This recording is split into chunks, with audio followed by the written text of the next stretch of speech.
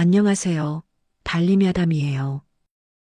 오늘 들려드릴 이야기는 조선 최고의 도공과 그가 평생 숨겨온 비밀에 관한 이야기입니다. 완벽해 보이는 사람에게도 숨은 상처가 있다면 그 상처는 과연 부끄러운 것일까요? 김도공의 손은 완벽하다. 온 나라 사람들이 그렇게 믿었습니다. 하지만 그 완벽함 뒤에는 평생 숨겨온 두려움이 있었습니다. 제자 민석은 우연히 스승의 비밀을 알게 되었고 그 무게를 견디지 못해 깨진 항아리에 진실을 새겨 넣었습니다. 그런데 어느 날 큰 홍수가 마을을 덮치고 항아리 조각들이 물에 떠내려가 온 마을에 흩어지면서 숨겨졌던 진실이 세상에 드러나게 됩니다. 마을 사람들의 분노, 탐욕스러운 양반의 음모, 그리고 무너져 내리는 명성. 과연 김도공은 이 위기를 어떻게 극복할까요? 그리고 교만한 자들에게는 어떤 벌이 내려질까요? 이야기 시작 전에 구독과 좋아요 눌러주시면 다음 이야기를 준비하는데 정말 큰 힘이 된답니다. 그럼 편안히 귀 기울여 주세요. 한양에서 사흘길을 걸어가면 나오는 작은 고을. 이곳에는 온 나라에 소문난 도공이 한 분 계셨습니다. 김도공. 그의 손에서 빚어진 백자는 달빛처럼 맑았고 청자는 비취처럼 영롱했습니다. 김도공의 작품이라면 천냥을 주고도 아깝지 않지. 양반들은 그렇게 말하며 다투어 그의 작품을 주문했습니다. 궁궐에서도 김도공의 이름을 알고 해마다 진상품 제작을 부탁할 정도였습니다. 어느 이른 봄날 아침이었습니다. 김도공의 공방에서는 물레 돌아가는 소리가 경쾌하게 울려 퍼졌습니다. 공방 안은 흙냄새와 물냄새로 가득했습니다. 김도공은 물레 앞에 앉아 있었습니다. 50대 중반의 나이였지만 그의 눈빛만큼은 젊은이처럼 날카롭고 집중되어 있었습니다. 다부진 체격에 언제나 흙먼지가 묻은 소박한 옷차림. 하지만 그 손놀림만큼은 귀신 같았습니다. 물레 위의 흙덩이가 그의 손길을 따라 서서히 모양을 갖춰갔습니다. 둥글게 또 둥글게 목이 길어지고 배가 불러오고 입이 오므라들었습니다. 역시 스승님의 솜씨는 신의 경지입니다. 옆에서 지켜보던 제자 민석이 감탄하며 중얼거렸습니다. 민석은 23세 청년으로 김도공 밑에서 10년 넘게 수련해온 수제자였습니다. 키가 훤칠하고 눈빛이 맑은 성실하기로 소문난 젊은이였습니다. 집중하지 못하면 흙도 너를 따르지 않는다. 김도공이 물레에서 눈을 떼지 않은 채 말했습니다. 그의 목소리는 낮고 차분했지만 그 안에는 무게가 실려 있었습니다. 예, 스승님. 민석은 고개를 숙이고 자신의 물레로 돌아갔습니다. 공방 안에는 민석 외에도 4~5명의 제자들이 더 있었습니다. 모두 김도공의 가르침을 받고자 전국 각지에서 찾아온 이들이었습니다. 하지만 김도공은 쉽게 제자를 받지 않았습니다. 그릇을 빚는 것은 기술이 아니라 마음이다. 그는 늘 그렇게 말했습니다. 마음이 흐트러지면 손도 흐트러지고 손이 흐트러지면 그릇도 흐트러진다. 제자들은 그 말을 마음에 새기며 매일 물레 앞에 앉았습니다.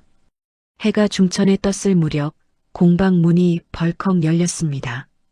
김도공, 계시오. 우렁찬 목소리와 함께 한 사내가 들어섰습니다. 60대 초반의 나이, 풍채 좋은 몸에 화려한 비단 두루마기를 걸친 양반이었습니다. 박대감이었습니다. 이 고을에서 가장 부유하고 권세 있는 인물로 수십마지기 땅을 소유한 지주였습니다. 어서 오십시오, 대감마님. 김도공이 물레에서 일어나 공손히 인사했습니다. 하지만 그의 표정 어딘가에는 경계하는 빛이 스쳤습니다. 바쁜 와중에 방해가 되려나. 박대감은 턱을 치켜들고 공방 안을 둘러보았습니다. 그의 눈빛은 날카로웠고 어딘가 계산적이었습니다. 아닙니다. 무슨 일로 오셨습니까? 다름이 아니라 말이오. 다음 달이 내 육순 잔치가 아니겠소. 박대감이 배를 툭툭 두드리며 말했습니다. 그래서 자네에게 특별한 백자 항아리 10개를 주문하고 싶어서 왔소이다. 물론 값은 넉넉히 치르겠소. 하지만 조건이 하나 있소. 박대감이 김도공에게 한 걸음 다가섰습니다. 이번 작품에는 내 문장을 새겨 넣어 주시오. 그리고 밑바닥에 박씨가 영광이라고 새기시오. 김도공의 얼굴이 굳어졌습니다. 대감마님 작품에 그런 글귀를 새기면 왜? 못하겠다는 거요. 박대감의 목소리에 위협이 실렸습니다. 자네 작품을 가장 많이 사주는 사람이 누구요? 나 아니요. 알겠습니다. 김도공은 잠시 침묵하다가 고개를 끄덕였습니다. 하지만 문양은 제가 결정하겠습니다. 대감마님의 품격에 어울리도록 말입니다. 그래, 그 정도는 자네 재량에 맡기지. 박대감은 만족스러운 표정으로 공방을 나갔습니다. 그가 나간 후 공방 안은 무거운 침묵에 잠겼습니다. 스승님, 민석이 조심스럽게 입을 열었습니다. 저런 요구를 들어주셔야 합니까? 민서가 김도공이 한숨을 쉬며 말했습니다. 세상을 살아가려면 때로는 고개를 숙여야 할 때도 있는 법이다. 하지만 스승님의 예술혼을 예술혼도 중요하지만 이 공방을 지키고 너희들을 먹여 살리는 것도 내 책임이다. 김도공의 목소리는 쓸쓸했습니다. 민석은 더 이상 말하지 못하고 입을 다물었습니다. 그날 저녁 제자들이 모두 돌아간 후였습니다. 김도공은 홀로 공방에 남아 있었습니다. 달빛이 창문으로 스며들어 공방 안을 은은하게 비추고 있었습니다. 김도공은 선반 위에 놓인 백자 항아리 하나를 내려다보았습니다. 달빛을 받은 백자는 우윳빛으로 빛나고 있었습니다. 완벽한 곡선, 티 하나 없는 표면. 하지만 김도공의 얼굴에는 만족감이 아니라 씁쓸함이 서려 있었습니다. 완벽하다. 모두들 그렇게 말하지. 그는 혼잣말을 했습니다. 하지만 그들은 모른다. 이 완벽함 뒤에 무엇이 숨어 있는지. 김도공은 천천히 오른손을 들어 올렸습니다. 달빛 아래서 그의 손이 드러났습니다. 흙투성이 손, 오랜 세월 물레를 돌린 손. 하지만 자세히 보면 이상한 점이 있었습니다. 오른손 새끼손가락. 그 손가락은 완전히 펴지지도 완전히 구부러지지도 않았습니다. 어중간하게 굳어진 채로 굳어 있었습니다.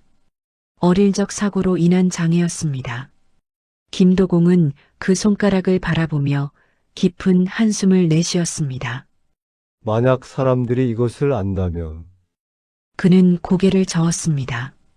나는 끝장이다. 최고의 도공이 손에 장애가 있다니 누가 믿어주겠는가. 김도공은 평생 이 비밀을 숨기며 살아왔습니다. 특별한 방식으로 손을 움직이고 특별한 각도로 그릇을 빚으며 그 누구도 눈치채지 못하게 했습니다. 오히려 이 장애를 극복하기 위해 남들보다 몇 배 더 노력했습니다. 밤낮 없이 연습하고 새로운 기법을 익히고 흙과 불의 성질을 연구했습니다. 그렇게 해서 만들어낸 것이 지금의 명성이었습니다. 하지만 그 명성은 언제나 두려움 위에 서 있었습니다. 언젠가 들킬까 봐. 김도공은 항아리를 도로 선반에 올려놓았습니다. 그리고 공방 문을 잠그고 자신의 방으로 돌아갔습니다. 그날 밤 달은 유난히 밝았습니다. 공방 처마 끝에 걸린 풍경이 봄바람에 흔들리며 맑은 소리를 냈습니다. 딸랑딸랑. 그 소리는 어딘가 쓸쓸했고 또 어딘가 불길했습니다. 마치 다가올 운명을 예고하는 듯. 민석은 자신의 작은 방에 누워 잠을 청했지만 쉽게 잠이 오지 않았습니다. 스승님은 왜 저런 요구를 들어주시는 걸까? 저분은 진정한 예술가신데. 민석은 스승을 존경했습니다. 아니, 존경을 넘어 아버지처럼 여겼습니다. 어릴 적 부모를 여의고 홀로 떠돌던 자신을 거둬준 분이 바로 김도공이었습니다. 10년 전 굶주린 채 공방 앞을 서성이던 소년을 보고 김도공은 말했습니다. 배고프냐? 예, 그럼 들어와라. 밥을 주겠다. 대신 내 밑에서 일을 배워야 한다. 그날부터 민석의 인생이 바뀌었습니다. 스승은 엄격했지만 따뜻했고 가르침은 엄했지만 사랑이 담겨 있었습니다. 민석은 그 은혜를 평생 갚아도 다 갚지 못할 것이라 생각했습니다. 스승님을 실망시켜서는 안 돼. 민석은 다짐하며 눈을 감았습니다. 하지만 그는 아직 몰랐습니다. 머지않아 자신이 스승의 가장 큰 비밀과 마주하게 될 것이라는 사실을, 그리고 그 비밀이 모든 것을 뒤흔들어 놓을 것이라는 사실을. 공방 마당 한구석에는 깨진 항아리 조각들이 쌓여 있었습니다. 실패작들, 혹은 손님이 버린 것들. 달빛 아래서 그 조각들은 마치 무언가를 말하고 싶어 하는 듯 조용히 반짝이고 있었습니다. 과연 이 평화로운 봄날이 얼마나 갈까요? 그리고 숨겨진 진실은 언제, 어떻게 세상에 드러날까요? 보름이 지났습니다. 김도공은 박대감이 주문한 백자 항아리 작업에 몰두하고 있었습니다. 낮에는 제자들과 함께 일반 작품을 만들었지만 밤이 되면 혼자 남아 대감의 항아리를 빚었습니다. 이건 내가 직접 해야 해. 김도공은 그렇게 말하며 제자들을 먼저 돌려보냈습니다. 민석은 그런 스승의 모습이 이상했습니다. 왜 혼자 하시려는 걸까? 우리가 도와드리면 더 빨리 끝날 텐데. 하지만 감히 묻지 못했습니다. 스승의 엄격함을 너무나 잘 알고 있었기 때문입니다. 어느 날 밤이었습니다. 민석은 자신의 방에서 잠을 청하려다가 문득 목이 말라 일어났습니다. 공방 뒤편에 있는 우물에서 물을 마시러 가려던 참이었습니다. 달빛이 마당을 환하게 비추고 있었습니다. 그때였습니다. 공방에서 희미한 불빛이 새어나오는 것이 보였습니다. 아직도 작업 중이신가?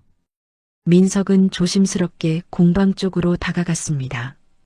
발소리를 죽이며 창문 옆에 섰습니다. 창호지 틈으로 안을 들여다보는 순간 민석의 숨이 멎었습니다. 김도공이 물레 앞에 앉아 있었습니다. 하지만 낮에 보던 그 모습과는 뭔가 달랐습니다. 스승의 손놀림이 이상했습니다.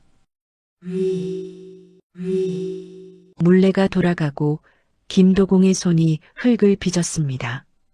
그런데 오른손의 움직임이 묘하게 부자연스러웠습니다. 민석은 눈을 더 가까이 대고 자세히 들여다보았습니다. 그 순간 달빛이 김도공의 손을 비쳤습니다. 오른손 새끼손가락. 그 손가락은 다른 손가락들처럼 자유롭게 움직이지 않았습니다. 굳어진 채로, 어중간한 각도로 굳어진 채로. 저게. 민석의 입에서 작은 신음이 새어나왔습니다. 그 소리를 들었는지 김도공이 벌떡 고개를 들었습니다. 누구냐? 민석은 화들짝 놀라 뒤로 물러섰습니다. 심장이 미친 듯이 뛰었습니다. 쿵쾅, 쿵쾅, 쿵쾅. 공방 문이 벌컥 열렸습니다. 민석이냐? 김도공이 문 밖으로 나왔습니다. 그의 얼굴은 긴장으로 굳어 있었고 눈빛은 날카로웠습니다. 스승님. 저는 그저 물을 마시러. 민석은 말을 더듬었습니다. 김도공은 민석을 빤히 바라보았습니다. 둘 사이에 무거운 침묵이 흘렀습니다. 달빛만이 두 사람을 비추고 있었습니다. 내가 봤구나. 김도공이 낮게 말했습니다. 아, 아닙니다. 저는 아무것도. 거짓말하지 마라. 김도공의 목소리는 차가웠습니다. 내 눈빛을 보면 안다. 내가 무엇을 봤는지. 민석은 고개를 숙였습니다. 부들부들 떨리는 손을 주먹으로 쥐었습니다. 민서가, 김도공이 한 걸음 다가왔습니다. 너는 내가 가장 아끼는 제자다. 10년을 함께 지낸 사이 아니냐. 예, 스승님. 그러니 부탁이다. 김도공의 목소리가 떨렸습니다. 오늘 본 것을 아무에게도 말하지 말아다오. 제발. 민석은 고개를 들어 스승을 바라보았습니다. 달빛 아래 김도공의 얼굴에는 두려움이 가득했습니다. 조선 최고의 도공, 누구에게나 존경받는 명장의 얼굴에 스승님. 만약 이 사실이 알려지면 나는 끝이다. 내가 평생 쌓아온 모든 것이 무너진다. 김도공은 민석의 어깨를 잡았습니다. 제발 부탁이다. 비밀로 해다오. 민석은 고개를 끄덕일 수밖에 없었습니다. 알겠습니다, 스승님.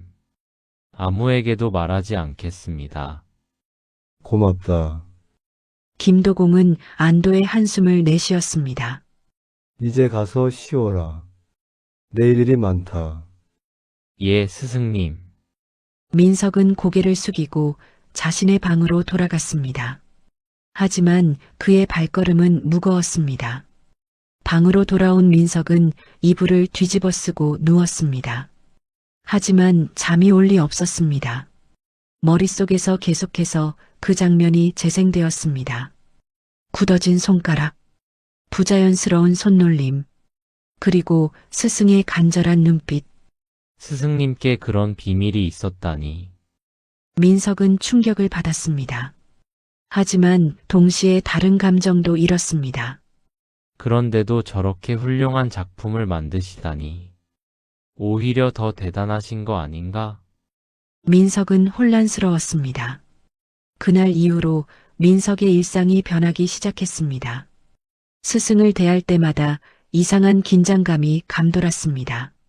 민서가 이 항아리 목 부분을 다시 다듬어라. 예, 예. 민석은 지나치게 긴장한 목소리로 대답했습니다. 김도공은 민석의 이상한 태도를 눈치챘습니다. 저 아이가 불편해하는구나. 김도공도 민석 앞에서 자연스럽게 행동할 수 없었습니다. 자꾸만 손을 가리게 되고 민석의 눈치를 살피게 되었습니다. 둘 사이에 보이지 않는 벽이 생겼습니다. 며칠이 지났습니다. 민석은 점점 더 괴로워졌습니다. 밤마다 뒤척이며 잠을 이루지 못했습니다. 말해야 할까? 아니야, 스승님께 약속했잖아. 하지만 이대로 숨기고 사는 게 맞는 걸까? 만약 나중에 다른 사람이 알게 되면? 그때 가서 내가 알고도 숨겼다는 게 밝혀지면? 민석의 머릿속은 복잡한 생각들로 가득 찼습니다. 밥맛도 없었고 일에도 집중할 수 없었습니다. 민서가 왜 그러냐? 어디 아프냐? 다른 제자가 걱정스럽게 물었습니다. 아, 아니야. 괜찮아. 민석은 억지로 웃으며 대답했습니다. 하지만 그의 얼굴은 날로 수척해져 갔습니다. 어느 날 오후였습니다. 공방에 손님이 찾아왔습니다. 마을 서당의 훈장, 이선비였습니다. 40대 후반의 깡마른 체구에 낡은 도포를 입은 선비였습니다. 안경 너머로 보이는 그의 눈빛은 날카로웠고 어딘가 냉소적이었습니다. 김도공 계시오. 어서 오십시오, 훈장님. 김도공이 나와 인사했습니다. 다름이 아니라 서당에서 쓸 버루와 풋꽂이를 하나 주문하고 싶어서 왔소이다. 예, 알겠습니다. 허나 말이오. 이 훈장이 공방 안을 둘러보며 말했습니다.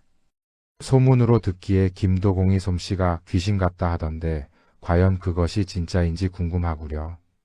무슨 말씀이십니까? 세상에는 말과 실제가 다른 경우가 많지 않소. 특히 장인이라는 자들은 허명만 높은 경우가 많다오. 김도공의 얼굴이 굳었습니다. 제 실력이 의심스러우시다면 직접 확인해 보십시오.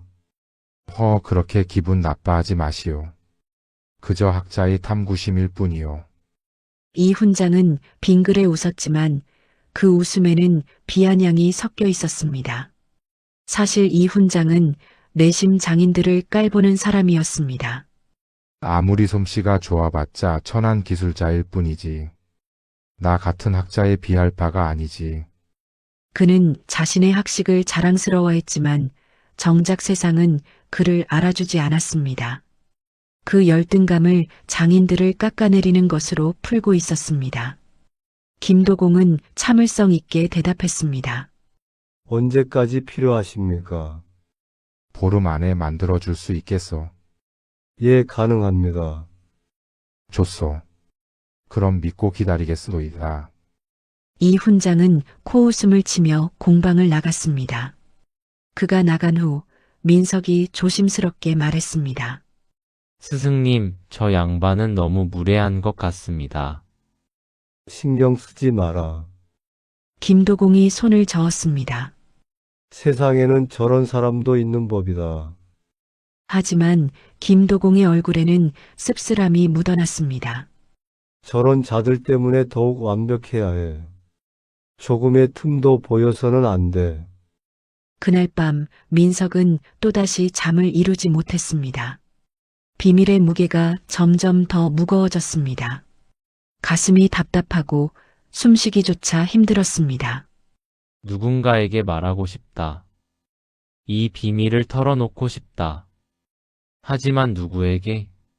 민석은 이불을 걷어차고 일어났습니다. 달빛이 창문으로 들어와 방 안을 비추고 있었습니다.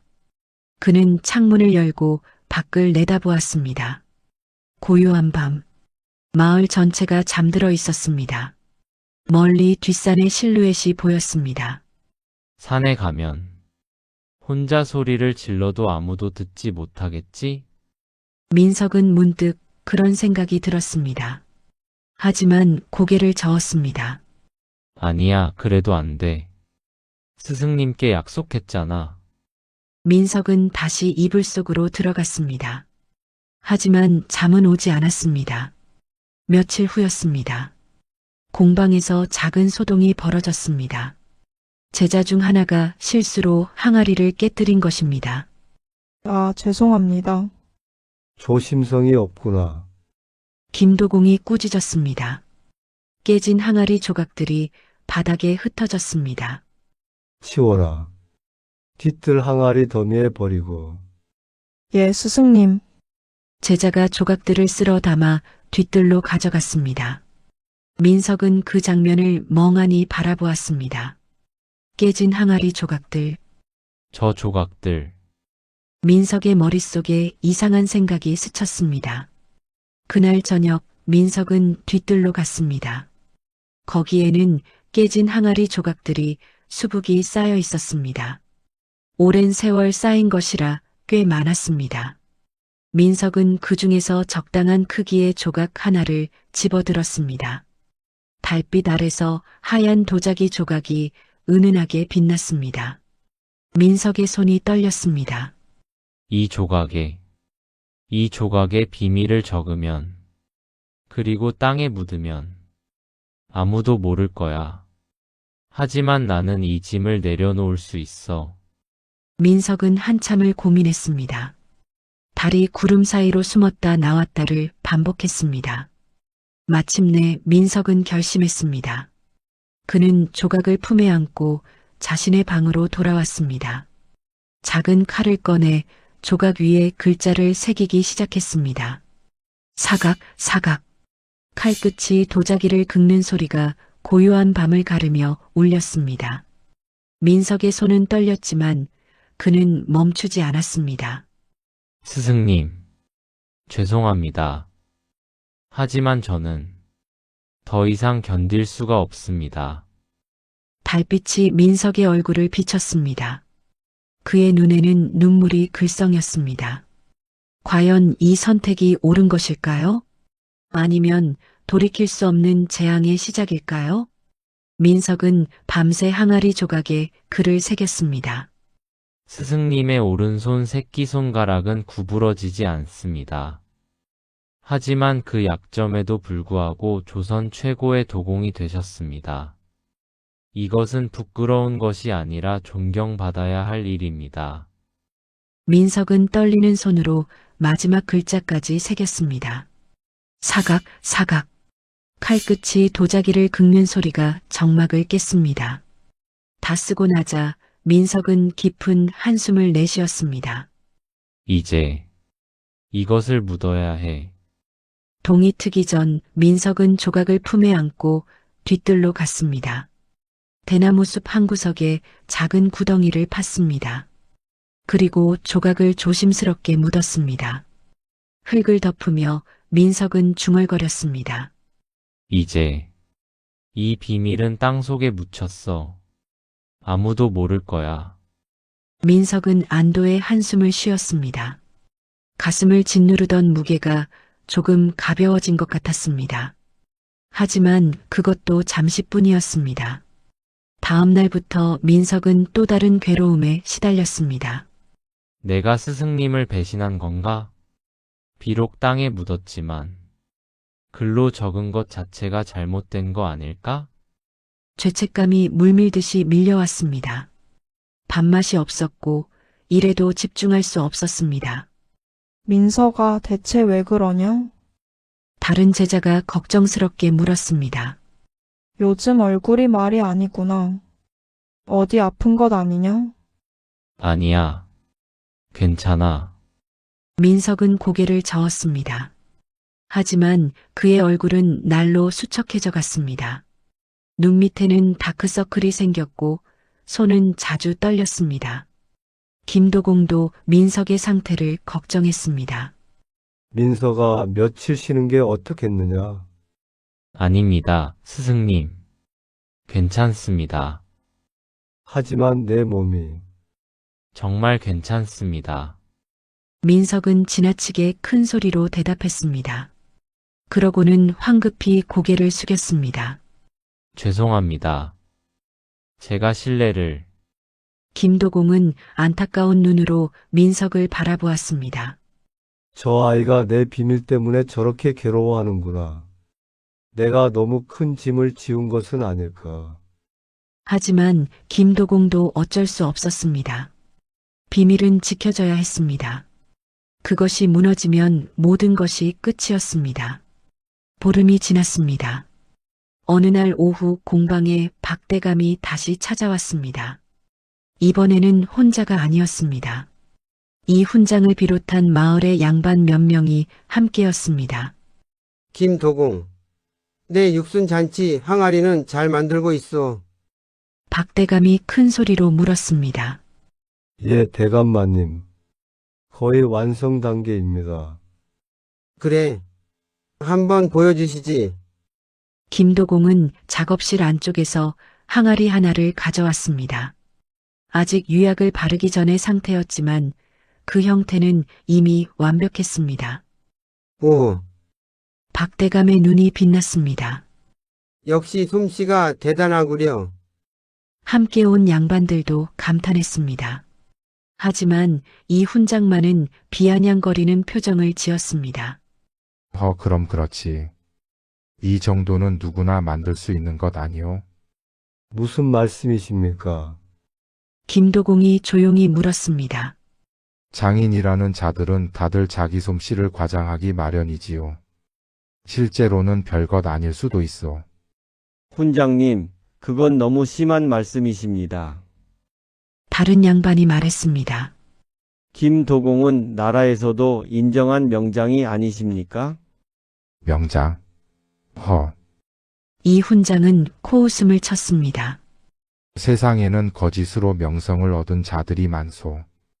어쩌면 김도공도. 그만하십시오. 민석이 참지 못하고 소리쳤습니다. 공방 안의 모든 사람들이 민석을 쳐다보았습니다. 민석아, 김도공이 제자를 꾸짖었습니다. 어른들 대화에 끼어들지 마라. 하지만 스승님, 민석의 목소리는 떨렸습니다. 스승님은 누구보다 훌륭하신 분입니다. 저런 모욕을 당하실 이유가 없습니다. 호, 이 훈장이 민석을 빤히 바라보았습니다. 제자가 스승을 감싸는구려. 아니면 숨기는 것이 있는 것은 아니오. 민석의 얼굴이 하얗게 질렸습니다. 무슨 말씀이십니까? 농담이요. 그렇게 긴장하지 마시오. 이 훈장은 빙긋 웃었습니다. 하지만 그의 눈빛은 날카로웠습니다. 무언가 이상함을 눈치챈 듯 했습니다. 박대감이 나섰습니다. 자, 훈장님. 오늘은 이만 돌아갑시다. 그러지요. 양반들이 공방을 나갔습니다. 하지만 이 훈장은 나가면서 한 번 더 뒤를 돌아보았습니다. 의미심장한 눈빛으로 민석을 바라보았습니다. 그들이 떠난 후 김도공은 민석을 불렀습니다. 민석아, 예, 스승님. 오늘 내가 한 행동은 경솔했다. 김도공의 목소리는 차가웠습니다. 괜히 의심을 사게 만들었어. 죄송합니다. 민석은 고개를 숙였습니다. 하지만 저는 참을 수가 없었습니다. 저들이 스승님을 모욕하는 것을. 그래도 참아야 한다. 김도공은 한숨을 쉬었습니다. 세상을 살아가려면 때로는 모욕도 참아야 하는 법이다. 민석은 아무 말도 할 수 없었습니다. 가슴 속에서 뭔가 뜨겁게 치밀어 올랐지만 꼭 눌러 삼켰습니다. 그날 밤 민석은 잠들 수 없었습니다. 왜 스승님은 저렇게 당하셔야 하는 거지?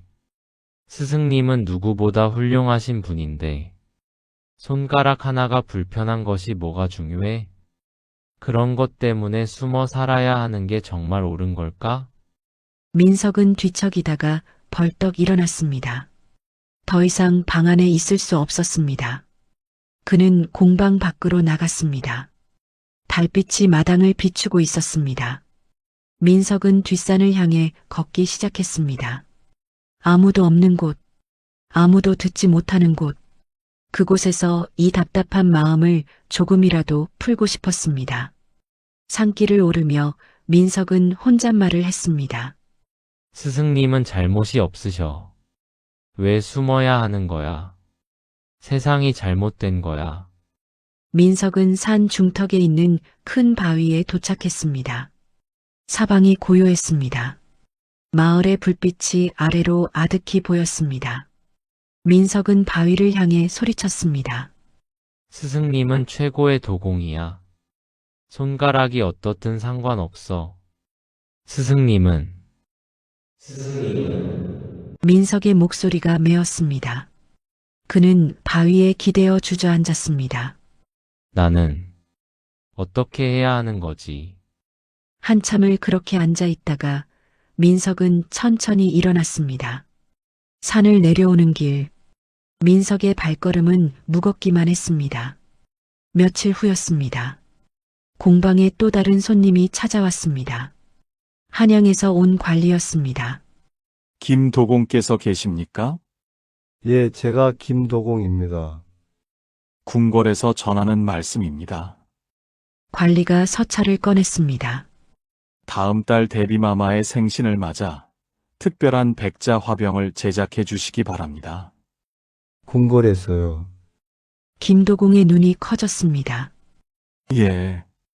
이번 작품은 특히 중요하니 정성을 다해 주시기 바랍니다.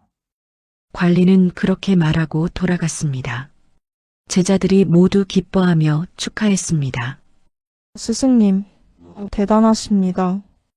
궁궐 주문이라니.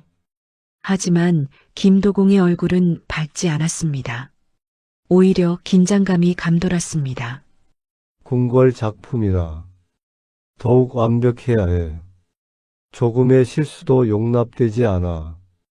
그날 밤부터 김도공은 더욱 자신을 혹독하게 몰아붙였습니다. 밤낮 없이 작업에 매달렸습니다. 조금이라도 마음에 들지 않으면 부숴버리고 다시 만들었습니다. 민석은 그런 스승을 보며 가슴이 아팠습니다. 스승님, 너무 무리하시는 거 아닌가? 하지만 감히 말릴 수 없었습니다. 일주일이 지났습니다.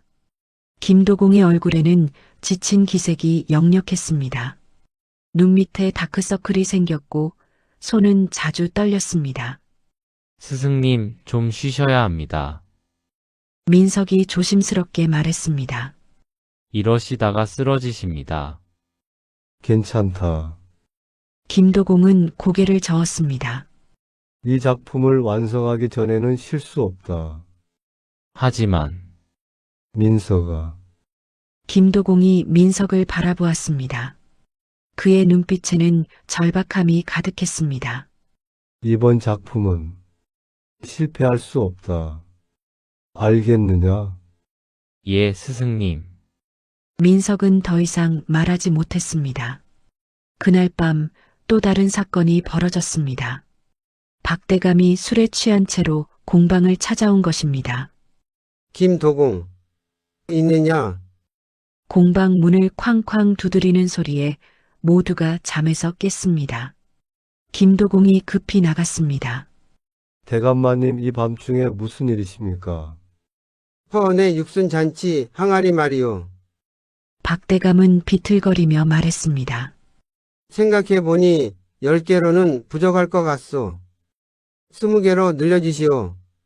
20개요. 그건 왜? 못 만들겠소.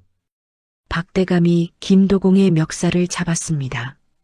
자네가 최고의 도공이라면서 20개도 못 만드나? 대감마님, 제발.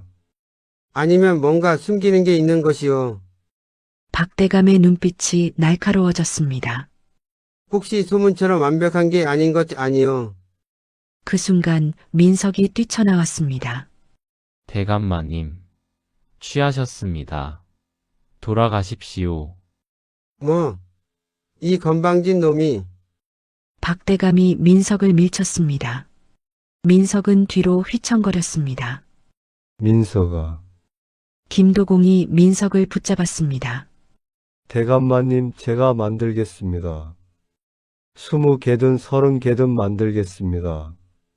그러니 제발 돌아가 주십시오. 김도공의 목소리는 떨렸습니다.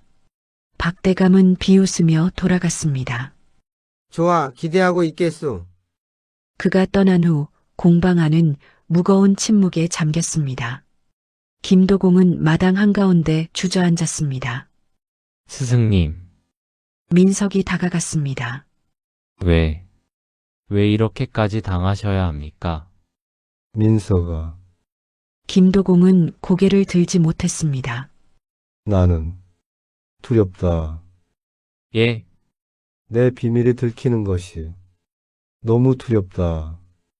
김도공의 목소리는 떨렸습니다. 그래서 견딜 수 없는 모욕도 참는 거다. 평생 이렇게 살아야 하는 거다. 민석은 가슴이 찢어지는 것 같았습니다. 스승님, 이건 너무 가혹해. 민석은 그날 밤 뒷산대나무 숲으로 갔습니다. 자신이 항아리 조각을 묻은 그곳, 제발, 민석은 무릎을 꿇고 하늘을 향해 빌었습니다. 제발 스승님을 이 고통에서 구해주세요. 이대로는 안 됩니다. 하지만 하늘은 대답이 없었습니다. 달만이 차갑게 대나무 숲을 비추고 있을 뿐이었습니다.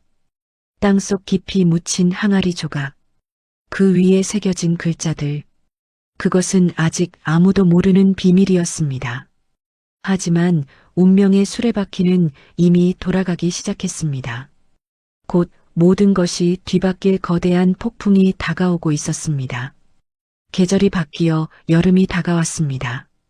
김도공은 박대감의 항아리와 궁궐의 화병을 동시에 만들어야 했습니다. 거의 잠을 자지 못했습니다.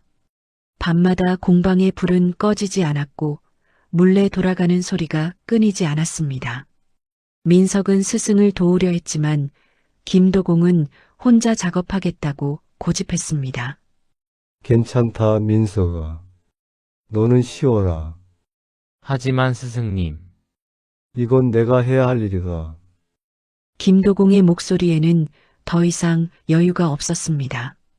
민석은 멀리서 스승을 지켜볼 수밖에 없었습니다. 날이 갈수록 김도공은 야위어 갔습니다. 뺨이 푹 꺼졌고 눈빛은 초점을 잃은 듯 했습니다. 손은 끊임없이 떨렸습니다. 스승님의 건강이 염려됩니다. 다른 제자들도 걱정했습니다. 우리라도 뭔가 도와드려야 하지 않겠습니까? 하지만 김도공은 누구의 도움도 받지 않았습니다. 어느 날 밤이었습니다. 민석은 잠에서 깨어 물을 마시러 나왔습니다. 공방에서 이상한 소리가 들렸습니다. 쨍그랑 뭔가 깨지는 소리였습니다. 민석은 급히 공방으로 달려갔습니다. 스승님, 문을 열고 들어간 순간 민석은 숨이 멎었습니다. 김도공이 바닥에 주저앉아 있었습니다. 그 주변에는 깨진 항아리 조각들이 흩어져 있었습니다. 또 실패했다.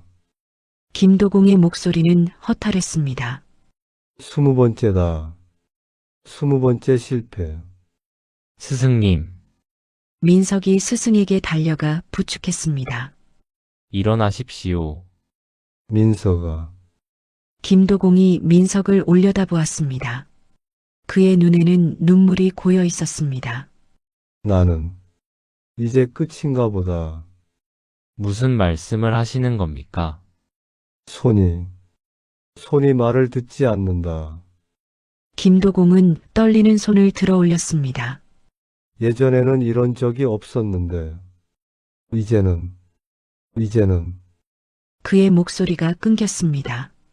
민석은 스승을 부축해 일으켜 세웠습니다. 스승님, 오늘은 그만 쉬십시오. 내일 다시 하십시오. 하지만 시간이. 제발요, 스승님. 민석의 목소리는 간곡했습니다. 이러시다가 정말 쓰러지십니다. 김도공은 결국 고개를 끄덕였습니다. 민석은 스승을 방까지 모셨습니다. 김도공이 잠자리에 누웠을 때 그의 얼굴은 해골처럼 야위어 있었습니다. 스승님, 민석은 가슴이 찢어지는 것 같았습니다. 방을 나와 마당에 섰을 때 민석의 눈에서 눈물이 흘러내렸습니다. 이건 너무 잔인해. 왜 스승님이 이런 고통을 받아야 하는 거야? 민석은 주먹으로 가슴을 쳤습니다. 내가 뭘 할 수 있지? 그때 민석의 머릿속에 한 가지 생각이 스쳤습니다. 그래. 한 번 더. 비밀을 한 번 더 적으면. 혹시 누군가 알게 되면 스승님이 이 고통에서 벗어날 수 있지 않을까? 민석은 고개를 저었습니다. 아니야, 그건 안 돼. 스승님을 배신하는 거야. 하지만 마음 한구석에서는 계속 속삭였습니다. 스승님은 이대로 가면 죽으실 거야. 차라리 비밀이 밝혀지는 게 나을지도 몰라. 며칠이 지났습니다. 김도공의 상태는 점점 악화되었습니다. 열이 나기 시작했고 기침이 멎지 않았습니다. 스승님, 의원을 불러야 합니다. 아니다. 아직 작품이 완성되지 않았다. 작품은 나중 일입니다. 지금은 스승님의 건강이. 안 된다. 김도공이 소리쳤습니다. 궁궐 작품 납기일이 코앞이다. 만약 기한을 어기면 그는 다시 심하게 기침을 했습니다. 민석은 더 이상 견딜 수 없었습니다. 그날 밤 민석은 다시 깨진 항아리 조각을 하나 집어들었습니다. 손이 떨렸습니다. 스승님, 죄송합니다. 하지만 이대로는 안 됩니다. 민석은 칼로 조각에 글을 새기기 시작했습니다. 김도공께서는 손에 장애가 있으십니다.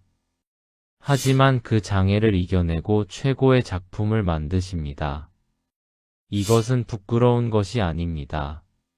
오히려 존경받아야 할 일입니다. 세상은 이 사실을 알아야 합니다. 민석은 마지막 글자를 새기고 조각을 내려다보았습니다. 이번에는 좀 더 많은 조각에 써야겠어. 민석은 여러 개의 조각을 집어들었습니다. 그리고 같은 내용을 반복해서 새겼습니다. 사각, 사각, 사각. 달빛 아래서 민석의 그림자가 길게 늘어졌습니다. 새벽이 되자 민석은 10개가 넘는 조각에 글을 새겼습니다. 그리고 뒷산 대나무 숲으로 향했습니다. 이번에는 여러 곳에 나눠서 묻었습니다. 제발, 민석은 마지막 조각을 묻으며 중얼거렸습니다. 제발 이것으로 뭔가 바뀌기를. 하지만 그는 몰랐습니다. 자신이 방금 저지른 일이 얼마나 큰 파장을 일으킬지. 다음 날 아침이었습니다. 김도공은 열이 더욱 심해져 일어날 수 없었습니다. 의원을 불러라.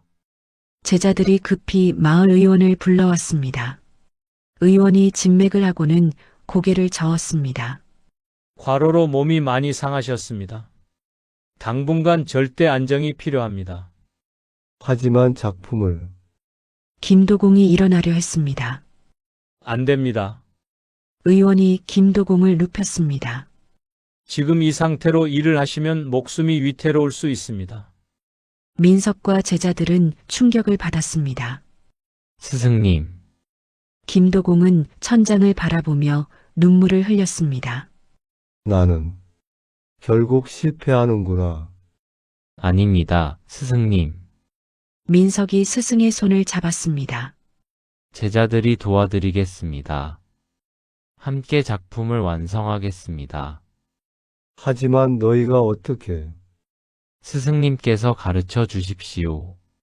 저희가 스승님의 손이 되겠습니다. 다른 제자들도 고개를 끄덕였습니다. 그렇습니다, 스승님.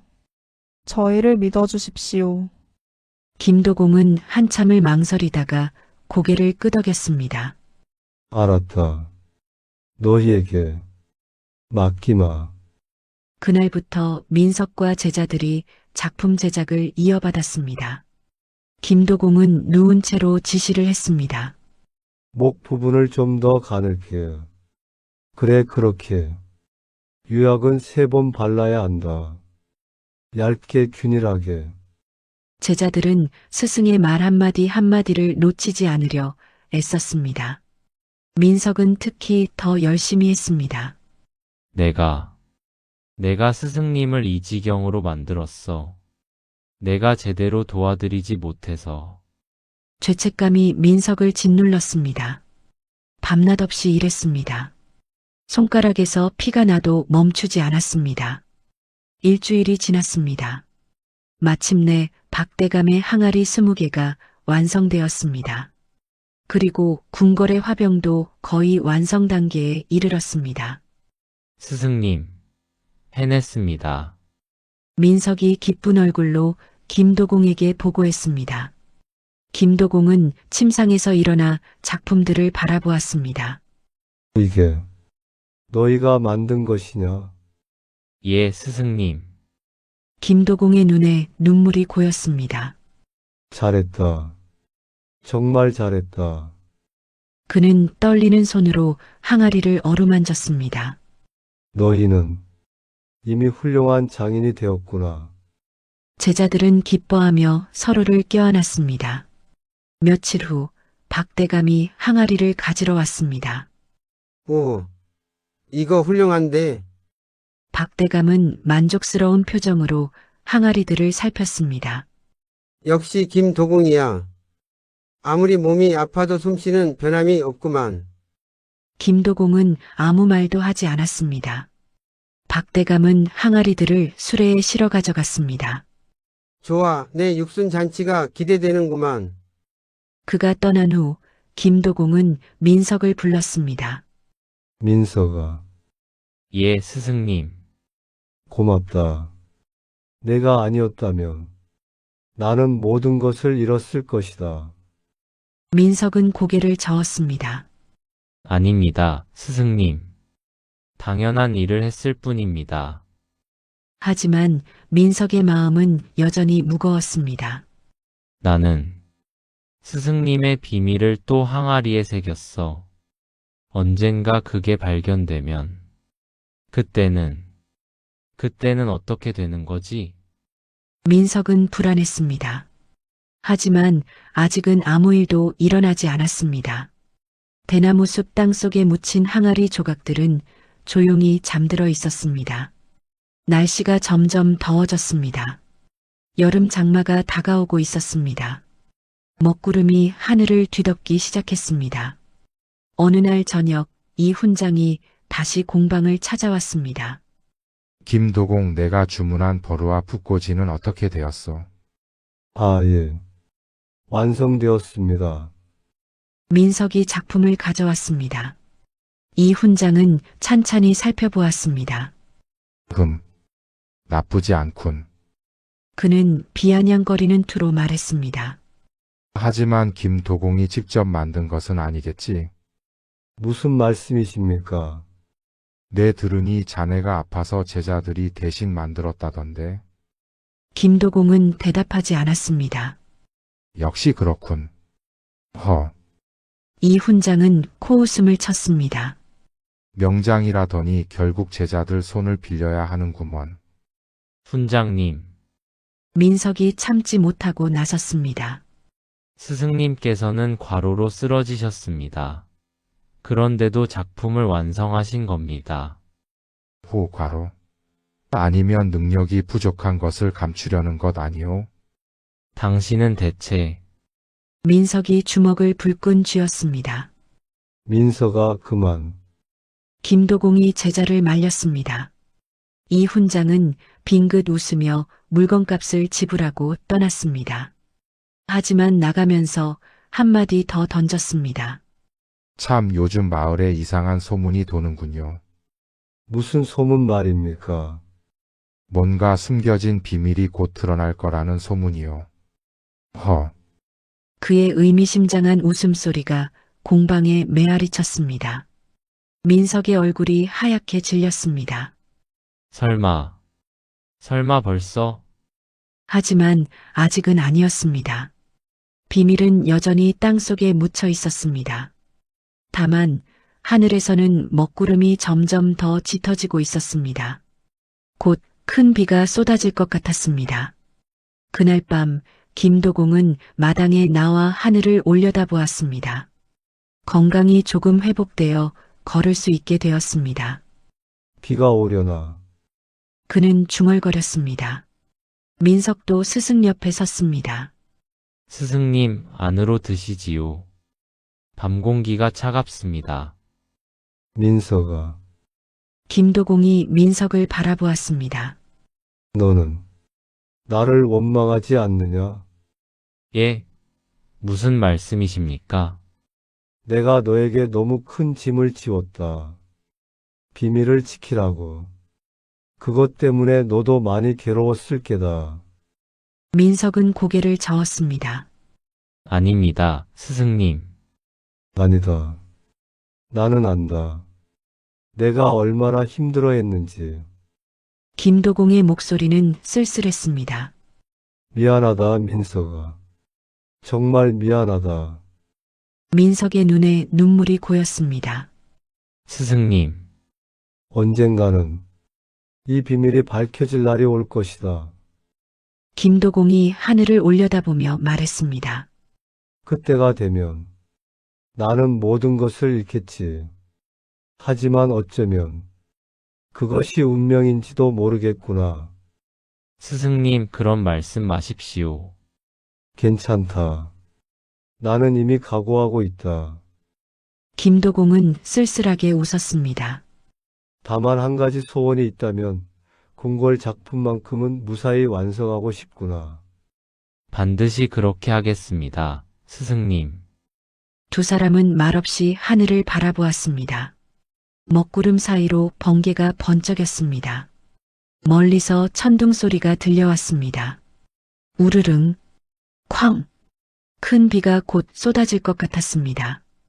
그리고 그 비와 함께 숨겨진 진실도 땅 위로 떠오르게 될 것입니다.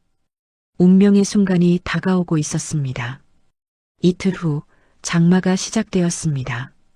하늘에서 폭포수 같은 비가 쏟아져 내렸습니다. 싸아, 밤낮 없이 비가 내렸습니다. 하루, 이틀, 사흘, 일주일 내내 비가 멈추지 않았습니다. 마을 사람들은 불안해하기 시작했습니다. 이렇게 비가 계속 오면 홍수가 날 것 같소. 뒷산에서 물이 내려오면 큰일이오. 열흘째 되는 날 밤이었습니다. 우르릉, 쾅. 천둥이 하늘을 갈랐습니다. 번개가 마을을 환하게 비쳤습니다. 큰일이오. 뒷산에서 물이 쏟아지고 있어. 마을 사람들이 소리쳤습니다. 산에서 흙탕물이 무서운 기세로 내려오고 있었습니다. 콸콸콸. 물은 모든 것을 휩쓸며 마을로 밀려왔습니다. 어서 피하시오. 집을 버리고 높은 곳으로. 사람들은 황급히 짐을 챙겨 피난했습니다. 김도공의 공방도 위험했습니다. 스승님, 어서 피하셔야 합니다. 민석이 김도공을 부축했습니다.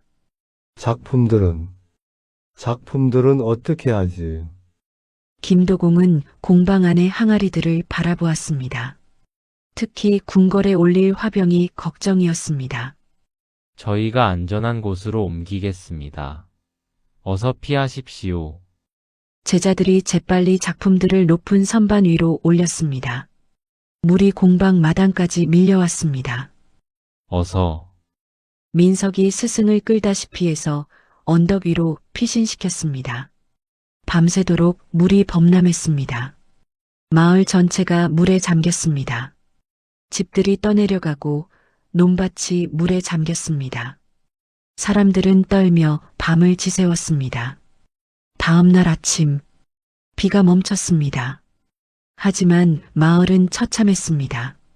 진흙탕으로 뒤덮였고 여기저기 무너진 담장과 부서진 집들이 보였습니다. 우리 집이. 밭이 다 망가졌소. 사람들은 절망에 빠졌습니다. 김도공의 공방도 무사하지 못했습니다. 마당과 공방 입구까지 진흙이 차올랐고 담장 일부가 무너져 있었습니다. 스승님, 다행히 작품들은 무사합니다.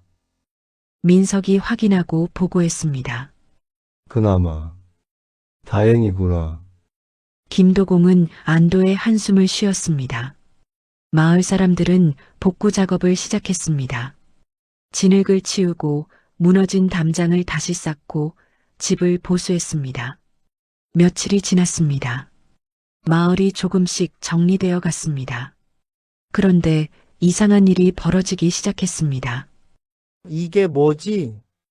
한 농부가 논바닥에서 뭔가를 주워들었습니다. 도자기 조각이었습니다. 그런데 그 위에 글자가 새겨져 있었습니다. 이상하네. 여기 글자가 있는데. 농부는 글을 읽을 줄 몰라 그냥 던져버렸습니다. 하지만 다른 곳에서도 비슷한 조각들이 발견되기 시작했습니다. 우물가에서, 개울가에서, 길가에서. 이것 좀 봐요. 한 아낙네가 우물가에서 조각을 발견했습니다. 여기 글자가 새겨져 있소. 마침 지나가던 이 훈장이 그것을 보았습니다. 어디 보자. 이 훈장은 조각을 집어들고 글을 읽기 시작했습니다. 김도공께서는 손에 장애가 있으십니다. 그의 눈이 커졌습니다. 이게 무슨 소리지? 이 훈장은 계속 읽었습니다. 하지만 그 장애를 이겨내고 최고의 작품을 만드십니다. 오호. 이 훈장의 입가에 비아냥거리는 웃음이 번졌습니다. 이거 재미있는데. 그는 조각을 품에 넣고 마을로 달려갔습니다. 곧 다른 사람들도 비슷한 조각들을 발견하기 시작했습니다. 저기도 있어. 여기도 있어. 홍수로 떠내려간 항아리 조각들이 마을 곳곳에 흩어진 것입니다. 민석이 대나무 숲에 묻었던 조각들, 흙탕물이 그것들을 파내어 사방으로 흩어버린 것이었습니다. 이 훈장은 조각 몇 개를 더 모았습니다.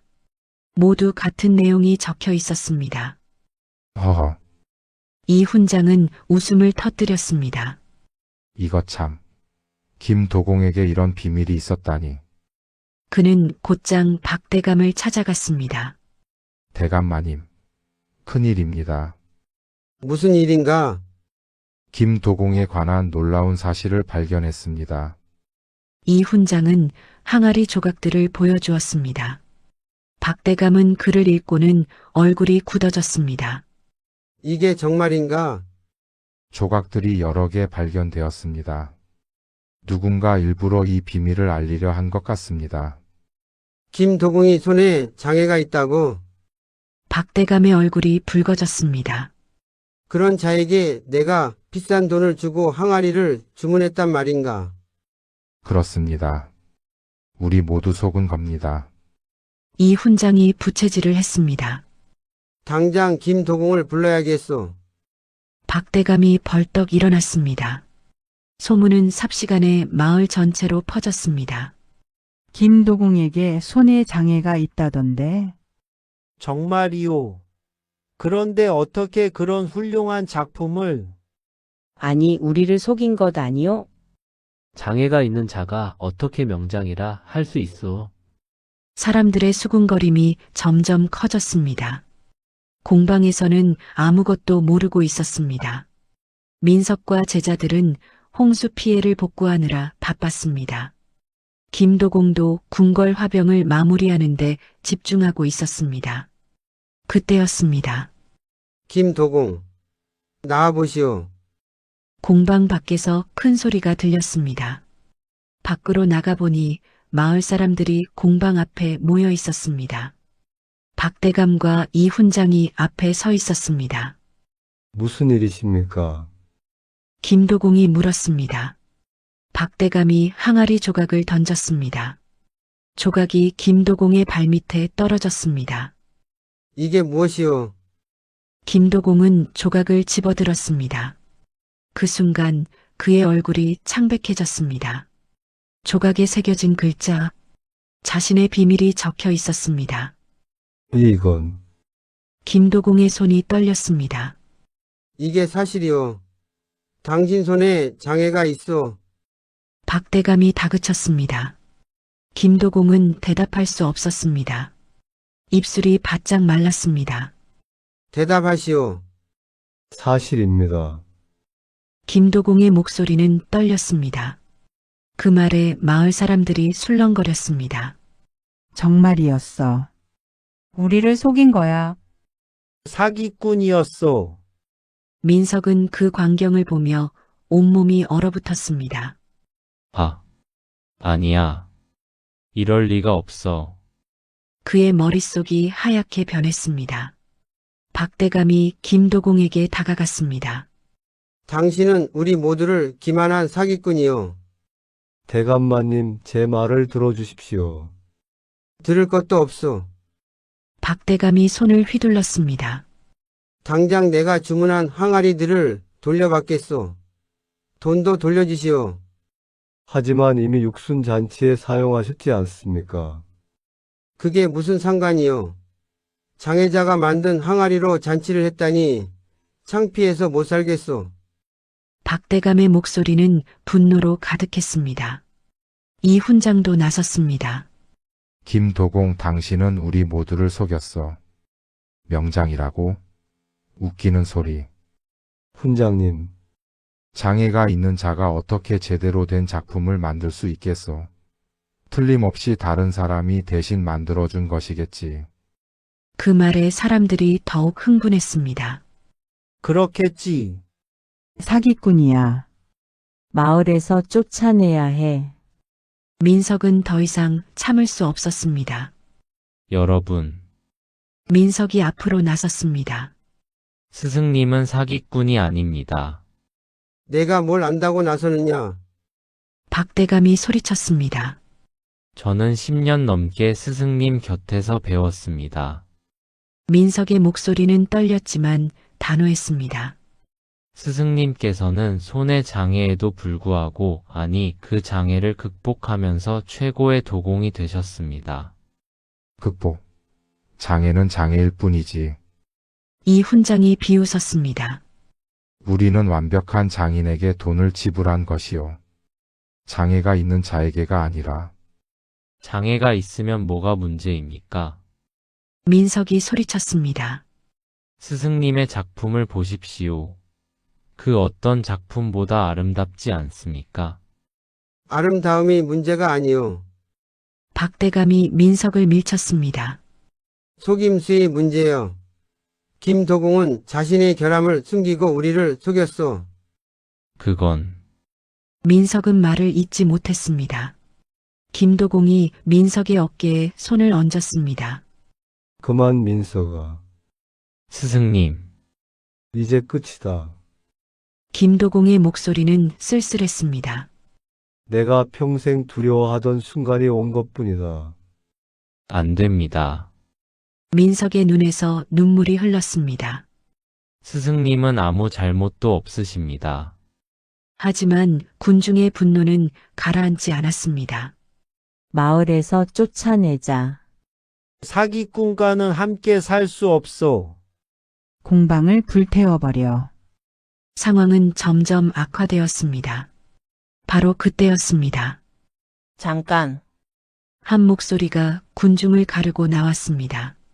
춘희 할머니였습니다. 허리가 굽은 노인이 지팡이를 짚고 천천히 걸어왔습니다. 할멈 비키시오. 안 됩니다. 춘희 할머니가 김도공 앞에 섰습니다. 여러분 진정하십시오. 뭘 진정해. 우리는 속은 거라고. 그렇다면 묻겠습니다. 춘희 할머니의 목소리는 조용했지만 힘이 있었습니다. 김도공이 만든 작품들이 나빴습니까? 그건 아니지만. 그럼 됐지 않습니까? 하지만 속인 건 사실 아니요. 속였다고요. 춘희 할머니가 고개를 저었습니다. 김도공은 자신의 장애에도 불구하고 최선을 다해 작품을 만들었습니다. 그게 속인 겁니까? 사람들이 머뭇거렸습니다. 하지만 박대감이 다시 소리쳤습니다. 장애가 있다면 처음부터 밝혔어야지. 그렇다면 당신들은 그를 받아들였겠습니까? 춘희 할머니의 질문에 박대감은 대답하지 못했습니다. 바로 그겁니다. 춘희 할머니가 천천히 말했습니다. 여러분이 편견 때문에 그를 배척에 쓰게 보나니 그는 숨길 수밖에 없었던 겁니다. 그래도 거짓은 거짓이요. 거짓이라. 춘희 할머니는 쓸쓸하게 웃었습니다. 여러분 중에 숨기는 게 하나도 없는 사람이 있습니까? 사람들이 서로를 쳐다보았습니다. 우리 모두 부끄러운 부분이 있습니다. 다만 김도공은 그것을 극복하며 훌륭한 작품을 만들었을 뿐입니다. 춘희 할머니의 말에 몇몇 사람들은 고개를 끄덕였습니다. 하지만 박대감과 이 훈장은 여전히 분노하고 있었습니다. 아무튼 나는 돈을 돌려받겠소. 저도 마찬가지요. 군중이 다시 흥분하기 시작했습니다. 상황은 여전히 위기였습니다. 과연 이 위기를 어떻게 넘길 수 있을까요? 그날 이후 김도공의 삶은 완전히 무너졌습니다. 마을 사람들은 공방 앞을 지나갈 때마다 수군거렸습니다. 저것이 사기꾼 김도공이지. 장애를 숨기고 우리를 속였어. 명장이라더니 다 거짓이었어. 양반들은 주문을 취소했습니다. 김도공의 작품은 더 이상 받지 않겠소. 장애자가 만든 것을 누가 쓰겠소? 심지어 이미 구매한 작품들을 돌려주러 오는 사람들도 있었습니다. 환불해 주시오. 네 항아리 이제 보니 영 마음에 안 들어. 공방은 텅 비어갔습니다. 제자들도 하나둘씩 떠났습니다. 죄송합니다, 스승님. 하지만 저는 가족을 먹여 살려야 합니다. 저도 다른 곳에서 일자리를 찾아야겠습니다. 김도공은 그들을 막지 않았습니다. 가거라. 너희에게 미안하구나. 결국 공방에 남은 것은 김도공과 민석뿐이었습니다. 민석은 스승 곁을 떠나지 않았습니다. 스승님, 제가 있습니다. 민석아, 김도공의 목소리는 떨렸습니다. 너마저 이런 스승 곁에 있을 필요는 없다. 내 앞길을 위해서라도 떠나는 게 좋겠구나. 아닙니다. 민석은 고개를 저었습니다. 저는 끝까지 스승님 곁에 있겠습니다. 하지만 민석의 마음은 찢어지고 있었습니다. 이 모든 게 내 잘못이야. 내가 항아리 조각에 비밀을 새겼기 때문이야. 내가 스승님을 이 지경으로 만들었어. 죄책감이 민석을 짓눌렀습니다. 밤마다 악몽에 시달렸습니다. 꿈속에서 스승이 나타나 물었습니다. 민석아, 내가 한 것이냐? 스승님, 죄송합니다. 죄송합니다. 민석은 식은땀을 흘리며 잠에서 깼습니다. 고백해야 할까? 스승님께 사실대로 말씀드려야 할까? 하지만 차마 용기가 나지 않았습니다. 며칠 후 더 큰 문제가 생겼습니다. 궁궐에서 사람이 왔습니다. 김도공은 계시오? 예, 제가 김도공입니다. 대비마마께 올릴 화병은 언제 완성되는 것이오? 관리의 목소리는 차갑고 날카로웠습니다. 이미 납기일이 지났소이다. 죄송합니다. 곧 완성됩니다. 고지 언제요? 궁궐을 우습게 아시오? 결코 그런 것이 아닙니다. 소문 들었소. 관리가 김도공을 빤히 바라보았습니다. 김도공에게 손에 장애가 있다고 하던데 그것이 사실이오? 김도공은 고개를 끄덕일 수밖에 없었습니다. 사실입니다. 허, 관리가 코웃음을 쳤습니다. 장애가 있는 자에게 궁궐의 중요한 작품을 맡겼다니 이게 말이 되는 소리요? 하지만 작품은 완벽합니다. 제가 보장하겠습니다. 보장? 관리가 비웃었습니다. 자네 말을 누가 믿겠소? 이미 온 나라에 소문이 퍼졌소. 김도공이 사기꾼이라고 말이오. 김도공의 얼굴이 하얗게 질렸습니다. 이번 주문은 취소하겠소. 관리님, 제발 한 번만 기회를 주십시오. 김도공이 무릎을 꿇었습니다. 이 작품은 제 혼을 담아 만든 것입니다. 부디 한 번만 봐주십시오. 일어나시오. 보기 흉하오. 관리는 차갑게 말했습니다. 궁궐에서는 장애가 있는 장인의 작품을 받을 수 없소. 이것이 결정이니 더 이상 왈가왈부하지 마시오. 관리는 그렇게 말하고 돌아서 떠났습니다. 김도공은 그 자리에 무릎 꿇은 채 얼어붙었습니다. 스승님, 민석이 스승을 부축했습니다. 김도공의 얼굴에는 절망이 가득했습니다. 끝이구나. 이제 정말 끝이야. 그날 밤 김도공은 공방 안에 홀로 앉아 있었습니다. 평생을 바쳐 만든 작품들이 선반 위에 놓여 있었습니다. 백자, 청자, 분청사기. 하나하나가 그의 피와 땀이 배어 있는 작품들이었습니다. 이 모든 것이 무슨 소용인가? 김도공은 항아리 하나를 집어들었습니다. 달빛에 비친 항아리는 여전히 아름다웠습니다. 하지만 그 아름다움이 더 이상 그를 위로하지 못했습니다. 내가 잘못 살아온 걸까? 그는 손가락을 바라보았습니다. 굽어진 채 펴지지 않는 오른손 새끼손가락. 이것 때문에 평생을 숨어 살았어. 김도공의 눈에서 눈물이 흘러내렸습니다. 나는 무엇이 두려웠던 걸까? 사람들의 눈빛이, 손가락질이, 그는 고개를 저었습니다. 아니야. 나는 내 자신이 두려웠던 거야. 바로 그때였습니다. 문이 열리며 민석이 들어왔습니다. 스승님, 민석의 얼굴은 창백했고 눈은 충혈되어 있었습니다. 민서가 아직 안 잤구나. 스승님, 제가 고백할 게 있습니다. 민석의 목소리는 떨렸습니다. 김도공이 민석을 바라보았습니다. 무슨 말이냐? 저기, 민석은 무릎을 꿇었습니다. 항아리 조각에 글을 새긴 사람이 저입니다. 쿵! 김도공의 손에서 항아리가 떨어져 바닥에 깨졌습니다. 뭐라고? 죄송합니다. 민석은 이마를 바닥에 찌우며 울었습니다. 저는 스승님이 너무 괴로워하시는 모습을 견딜 수가 없었습니다. 그래서 비밀을 항아리 조각에 적어 땅에 묻었습니다.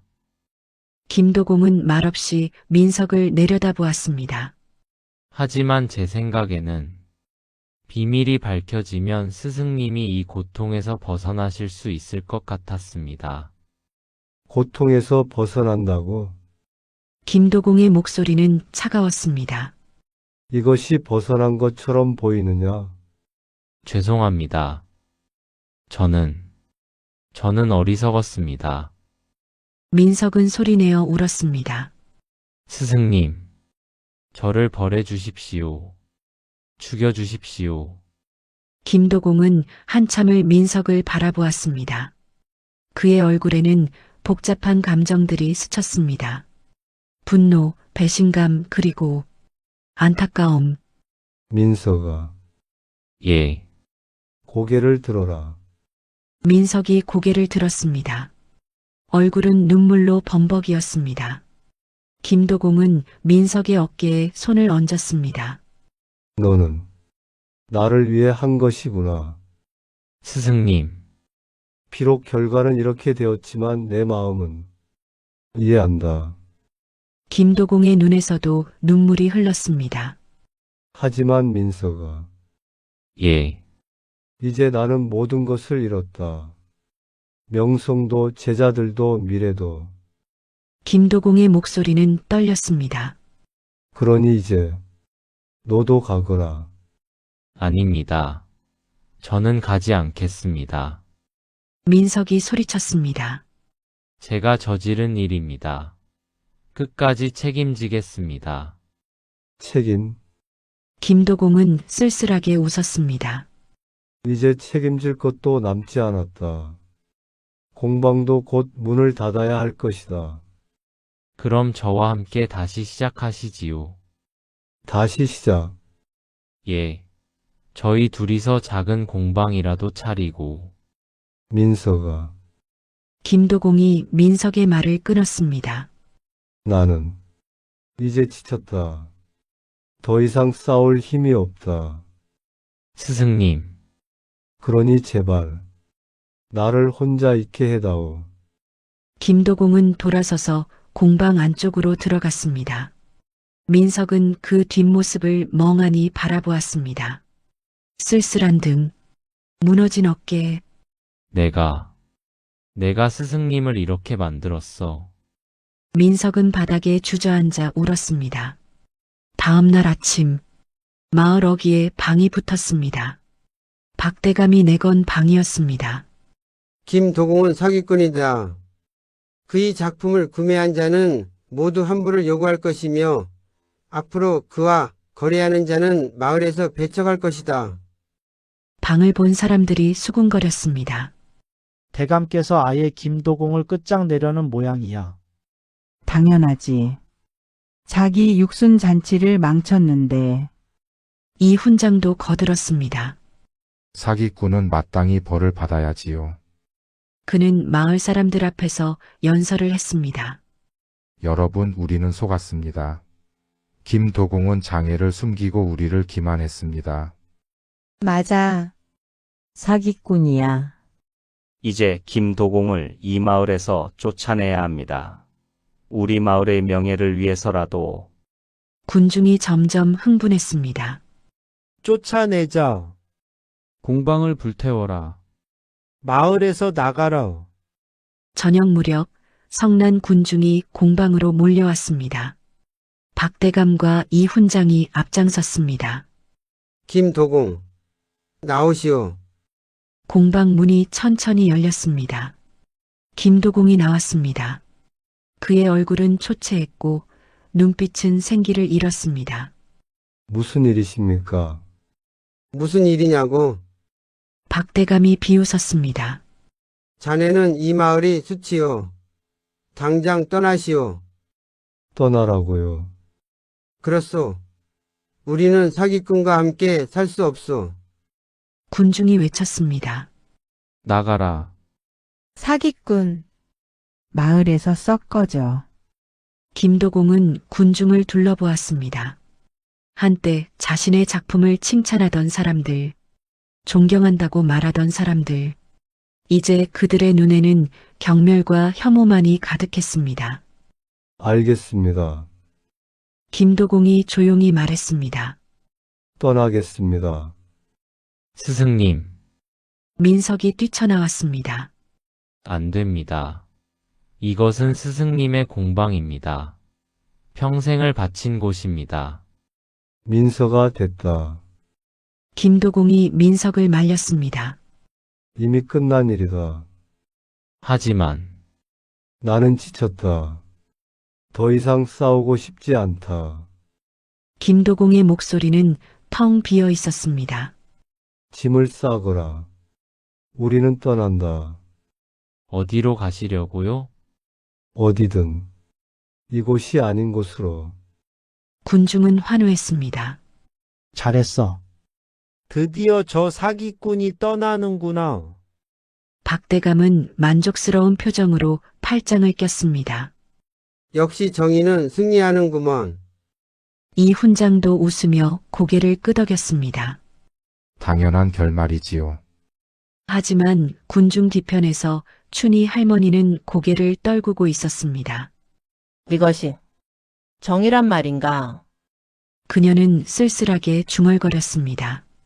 아니다. 이것은 정의가 아니라 폭력이다. 그날 밤 김도공과 민석은 짐을 쌌습니다. 많지 않았습니다.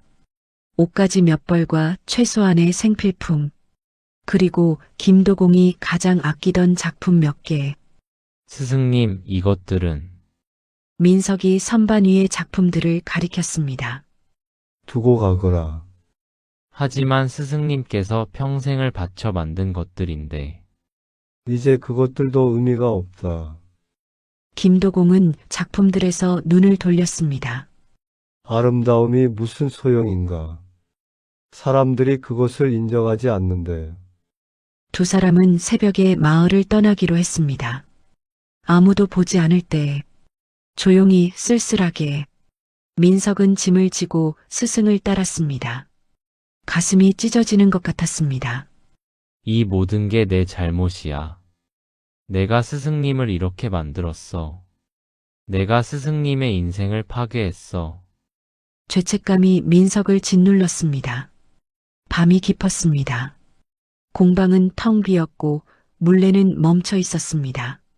한때 이곳을 가득 채웠던 웃음소리와 물레 돌아가는 소리, 이제 모두 사라지고 정막만이 남았습니다. 달빛이 공방 안을 비췄습니다. 선반 위의 작품들이 은은하게 빛났습니다. 여전히 아름다웠습니다. 여전히 완벽했습니다. 하지만 아무도 그것을 알아주지 않았습니다. 과연 이대로 끝나는 것일까요? 아니면 아직 희망이 남아있을까요? 새벽이 밝아오기 직전이었습니다. 김도공과 민석은 공방 문을 나섰습니다. 등에는 보따리를 메고 손에는 지팡이를 쥐었습니다. 스승님, 정말 떠나시는 겁니까? 그래야지. 이제 이곳에 우리가 있을 곳은 없다. 두 사람이 마을 어귀로 걸어가는 순간이었습니다. 잠깐. 뒤에서 목소리가 들렸습니다. 돌아보니 춘희 할머니가 지팡이를 짚고 서 있었습니다. 할멈, 김도공 이렇게 떠나시면 안 됩니다. 하지만 마을 사람들이 마을 사람들이 뭐가 중요합니까? 춘희 할머니의 목소리는 단호했습니다. 당신은 잘못한 것이 없습니다. 떠나실 이유가 없어요. 할멈의 말씀은 고맙지만 아닙니다. 춘희 할머니가 김도공의 앞을 막아섰습니다. 제가 증인이 되겠습니다. 당신의 결백을 증명하겠습니다. 할멈, 그리고 춘희 할머니가 민석을 바라보았습니다. 민석, 너도 할 말이 있지 않느냐? 민석은 고개를 숙였습니다. 제가 무슨 사람들에게 진실을 말해야 한다. 하지만 저는 내가 왜 그 조각에 글을 새겼는지, 진짜 이유가 무엇인지. 춘희 할머니의 눈빛은 예리했습니다. 민석은 떨리는 목소리로 말했습니다. 저는 스승님이 고통받는 모습을 견딜 수 없었습니다. 박 대감과 이 훈장 같은 자들이 스승님을 괴롭히는 것을 더 이상 보고 싶지 않았습니다. 그래, 춘희 할머니가 고개를 끄덕였습니다. 그것이 진실이다. 너는 스승을 해치려 한 것이 아니라 구하려 했던 것이지. 바로 그때였습니다. 해가 떠오르기 시작했습니다. 마을 사람들이 하나둘씩 일어나 밖으로 나왔습니다. 저기 김도공이 떠나는구나. 드디어 떠나는구만. 사람들이 모여들기 시작했습니다. 박대감과 이훈장도 나왔습니다. 오, 잘 가시오. 박대감이 비웃으며 손을 흔들었습니다. 다시는 돌아오지 마시오. 잠깐. 춘희 할머니가 소리쳤습니다. 여러분, 김도공이 떠나기 전에 들으실 말씀이 있습니다. 뭘 더 들어? 이미 끝난 일 아니오. 끝나지 않았습니다. 춘희 할머니의 목소리는 울려 퍼졌습니다. 여러분은 김도공을 사기꾼이라 하셨지요. 당연하지. 그럼 묻겠습니다. 박대감. 춘희 할머니가 박대감을 가리켰습니다. 대감께서는 3년 전 이웃 마을의 도공정씨를 파멸시키지 않으셨습니까? 뭐? 박대감의 얼굴이 굳었습니다. 정씨가 대감님의 부당한 요구를 거절하자 대감께서는 거짓 소문을 퍼뜨려 그를 마을에서 쫓아내셨지요. 그건 증거가 있습니다. 춘희 할머니가 품에서 낡은 편지를 꺼냈습니다. 이것은 정씨가 죽기 전에 제게 남긴 편지입니다.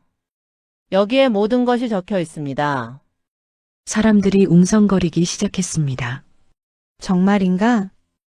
박대감이 그런 짓을? 박대감은 당황한 표정으로 손사래를 쳤습니다. 거짓말이오. 증거도 없는 소리를. 이것이 증거입니다. 춘희 할머니가 편지를 들어 올렸습니다. 한 사람이 편지를 받아 읽기 시작했습니다. 여기 보시오. 박대감이 정씨에게 뇌물을 요구했고 거절하자 허위 소문을 퍼뜨렸다고 적혀 있어. 군중이 술렁거렸습니다. 정말이었구나. 박대감이 더 나쁜 사람이었어. 박대감은 얼굴이 새빨개졌습니다. 그건 오래된 일이고. 오래된 일이라고 해서 죄가 없어집니까? 춘희 할머니가 다시 소리쳤습니다. 그리고 이훈장. 이훈장이 깜짝 놀라 뒤로 물러섰습니다. 저한테는 무슨. 훈장께서는 지난해 서당 학동들에게 가르친 글이 사실은 다른 선비의 것을 베낀 것이지 않습니까? 뭐? 이훈장의 얼굴이 창백해졌습니다. 그게 무슨. 제 손자가 서당에 다닙니다. 춘희 할머니가 말했습니다. 손자가 집에 와서 말했지요. 훈장님이 가르쳐주신 글이 한양에서 온 선비가 쓴 글과 똑같다고요. 그건 우연히. 우연이 아닙니다. 군중 속에서 한 사람이 나왔습니다. 젊은 선비였습니다. 저는 한양에서 온 김선비입니다. 지난해 이곳을 지나가다 이훈장을 만났지요. 그는 품에서 책 한 권을 꺼냈습니다. 이것은 제가 쓴 글입니다. 그런데 이 훈장이 이것을 베껴서 자기 것이라 했습니다. 아니요. 그건 이 훈장은 변명했지만 이미 늦었습니다. 사람들의 눈빛이 변했습니다. 그럼 훈장도 사기꾼이었잖아. 남의 글을 훔친 거잖아. 오히려 훈장이 더 나쁜 놈이야. 이 훈장은 얼굴이 하얗게 질려 뒷걸음질 쳤습니다. 춘희 할머니가 군중을 향해 외쳤습니다. 여러분, 보십시오. 김도공을 비난하던 자들이 오히려 더 큰 거짓말쟁이였습니다. 맞아. 우리가 속은 거야. 박대감과 이 훈장이 진짜 사기꾼이었어. 군중의 분노가 박대감과 이 훈장에게로 돌아갔습니다. 당신들이야말로 마을에서 나가야 해. 사기꾼들. 박대감은 당황해서 소리쳤습니다. 그래도 김도공이 장애를 숨긴 것은 사실 아니요. 그렇습니다. 이 훈장도 가세했습니다. 장애를 숨긴 것은 명백한 기만이요. 그렇다면 묻겠습니다. 민석이 앞으로 나섰습니다. 만약 스승님께서 처음부터 장애를 밝히셨다면 여러분은 스승님을 받아들이셨습니까? 사람들이 입을 다물었습니다. 대답해 보십시오. 장애가 있다는 사실을 알았다면 스승님의 작품을 사셨습니까? 스승님을 존경하셨습니까? 침묵이 흘렀습니다. 아무도 대답하지 못했습니다. 여러분의 침묵이 답입니다. 민석의 목소리는 떨렸지만 힘이 있었습니다. 스승님께서는 여러분의 편견 때문에 숨길 수밖에 없었던 겁니다. 그렇습니다. 춘희 할머니가 거들었습니다. 김도공은 장애에도 불구하고 최선을 다했습니다. 여러분이 칭찬하던 그 모든 작품들, 그것들은 장애를 극복한 노력의 결실입니다. 하지만 한 사람이 망설이며 말했습니다. 그래도 장애가 있다는 건 불완전한 거 아닙니까? 불완전하다고요. 김도공이 처음으로 입을 열었습니다. 그의 목소리는 떨렸지만 단호했습니다. 여러분, 제 작품을 보십시오. 김도공이 품에서 작은 사발 하나를 꺼냈습니다. 이것은 제가 처음 만든 작품입니다. 20살 때 손가락이 굳어진 지 얼마 되지 않았을 때 만든 것입니다. 사람들이 사발을 보았습니다. 투박하고 균형이 맞지 않았습니다. 그리고 이것은 김도공이 또 다른 사발을 꺼냈습니다. 제가 10년 전에 만든 작품입니다. 두 번째 사발은 훨씬 나았습니다. 형태가 고르고 유약도 고르게 발라져 있었습니다. 그리고 이것은 김도공이 마지막으로 아름다운 백자 사발을 꺼냈습니다. 작년에 만든 것입니다. 달빛을 받은 백자는 눈부시게 아름다웠습니다. 사람들은 숨을 죽였습니다. 보십시오. 김도공의 목소리는 벅차올랐습니다. 저는 장애가 있습니다. 하지만 그 장애를 극복하기 위해 남들보다 몇 배 더 노력했습니다. 밤낮 없이 연습하고 새로운 방법을 찾았습니다. 그는 손을 들어 올렸습니다. 구부러진 손가락을 모두에게 보였습니다. 이 손가락 때문에 저는 보통 사람들과는 다른 방식으로 물레를 돌려야 했습니다. 더 많은 힘을 써야 했고 더 오랜 시간이 필요했습니다. 김도공의 눈에서 눈물이 흘렀습니다. 하지만 저는 포기하지 않았습니다. 왜냐하면 저는 아름다움을 만들고 싶었기 때문입니다. 그의 목소리가 떨렸습니다. 여러분이 칭찬하신 그 모든 작품들, 그것은 장애에도 불구하고가 아니라 장애를 통해 더 깊이 이해한 아름다움입니다. 군중 사이에서 훌쩍이는 소리가 들렸습니다. 그렇습니다. 민석이 나섰습니다. 저는 10년 넘게 스승님 곁에서 배웠습니다. 스승님께서 얼마나 노력하셨는지 제가 압니다. 민석의 목소리는 절절했습니다. 보통 사람이 한 번에 하는 일을 스승님은 3번 하셨습니다. 남들이 자는 시간에도 물레를 돌리셨습니다. 손가락에서 피가 나도 멈추지 않으셨습니다. 그리고 민석이 군중을 둘러보았습니다. 스승님의 작품 덕분에 얼마나 많은 사람들이 기뻐했습니까? 대감님들은 스승님의 항아리로 잔치를 열고 자랑하셨고, 아낙네들은 스승님의 사발로 밥을 먹으며 행복해 하셨습니다. 사람들이 고개를 끄덕이기 시작했습니다. 그런데 이제 와서 장애가 있다는 이유로 모든 것을 부정하십니까? 민석의 외침에 사람들은 머리를 숙였습니다. 바로 그때였습니다. 잠깐, 군중 뒤편에서 목소리가 들렸습니다. 사람들이 길을 열자 관복을 입은 관리가 나타났습니다. 궁궐에서 온 그 관리였습니다. 당신은 김도공이 놀라 쳐다보았습니다. 관리는 천천히 김도공에게 다가왔습니다. 김도공, 예. 소문을 듣고 다시 왔소. 관리의 얼굴은 엄숙했습니다.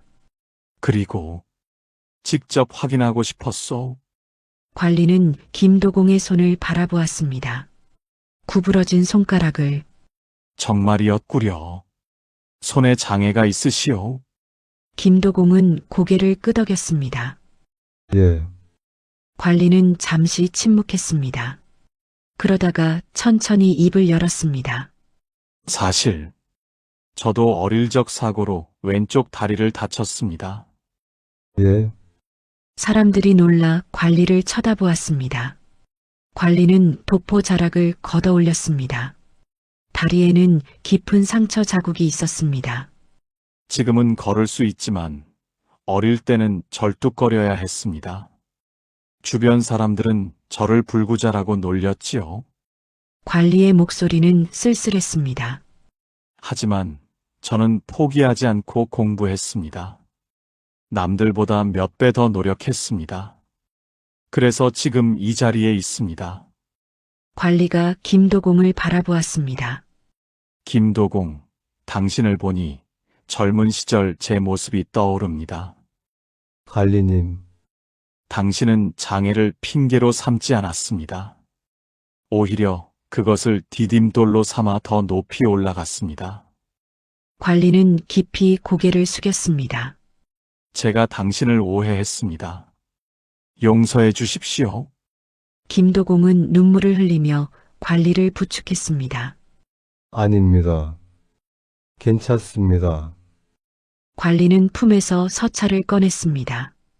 대비마마께서 전하는 말씀입니다. 그는 서찰을 읽기 시작했습니다. 진정한 아름다움은 완벽함에 있지 않다. 불완전함을 극복하려는 노력 속에 있다. 김도공은 장애를 이겨내고 최고의 경지에 이른 진정한 명장이다. 군중이 숨을 죽이고 들었습니다. 그러므로 김도공에게 특별한 칭호를 내린다. 오늘부터 그대는 어명장, 즉 왕실이 인정한 명장이다. 쿵! 사람들이 무릎을 꿇었습니다. 김도공도 떨리는 다리로 무릎을 꿇었습니다. 항송하옵니다. 관리가 김도공을 일으켜 세웠습니다. 그리고 대비마마의 화병 꼭 완성해 주시기 바랍니다. 예. 반드시 완성하겠습니다. 군중이 환호했습니다. 김도공 만세. 진정한 명장이십니다. 박대감과 이훈장은 얼굴이 새하얗게 질려 뒷걸음질 쳤습니다. 관리가 두 사람을 차갑게 바라보았습니다. 방금 소문을 들었습니다. 두 분이 다른 장인을 해치고 남의 글을 훔쳤다는 소문 말입니다. 그건 관아에 보고하겠습니다. 조사가 있을 것입니다. 아닙니다. 용서해 주십시오. 박대감이 무릎을 꿇었습니다. 제가 잘못했습니다. 제가 욕심이 많았습니다. 이훈장도 바닥에 엎드렸습니다. 저도 잘못했습니다. 다시는 그러지 않겠습니다. 하지만 관리는 차갑게 고개를 저었습니다. 이미 늦었습니다. 법은 공정하게 집행되어야 합니다. 관리가 수하들을 불렀습니다. 이 두 사람을 잡아가십시오. 예. 군졸들이 달려와 박대감과 이 훈장을 결박했습니다. 안 돼. 놓아주시오. 저는 이 마을의 대감이요. 하지만 아무도 그들을 도와주지 않았습니다. 마을 사람들은 냉담한 눈으로 바라볼 뿐이었습니다. 자업자득이요. 저런 자들이 우리를 다스렸다니. 박대감과 이 훈장은 끌려가며 계속 애원했지만 소용없었습니다. 그들이 사라진 후 관리가 김도공에게 말했습니다. 한 달 후에 다시 오겠습니다. 화병을 받으러 말입니다. 예, 반드시 준비하겠습니다. 관리는 마을을 떠났습니다. 마을 사람들이 김도공을 둘러쌌습니다. 김도공님, 정말 죄송했습니다. 저희가 잘못 생각했습니다. 용서해 주십시오. 김도공은 눈물을 닦으며 고개를 끄덕였습니다. 괜찮습니다. 모두 괜찮습니다. 춘희 할머니가 김도공의 손을 잡았습니다. 이제 진실이 밝혀졌습니다. 할멈, 고맙습니다. 할멈이 아니었다면 아닙니다. 진실은 언젠가는 드러나기 마련입니다. 춘희 할머니는 미소 지었습니다. 그리고 민서, 춘희 할머니가 민석을 바라보았습니다. 너도 잘했다. 내 용기가 모든 것을 바꿨어. 민석은 눈물을 흘리며 스승 앞에 무릎을 꿇었습니다. 스승님, 죄송했습니다. 그리고 감사합니다. 김도공이 민석을 일으켜 세웠습니다. 일어나거라. 너는 나의 자랑스러운 제자다. 스승님, 두 사람은 서로를 껴안고 울었습니다. 해가 완전히 떠올랐습니다. 새로운 날이 밝았습니다. 어둠은 걷히고 진실의 빛이 마을을 비췄습니다. 한 달이 지났습니다. 김도공의 공방은 다시 활기를 되찾았습니다.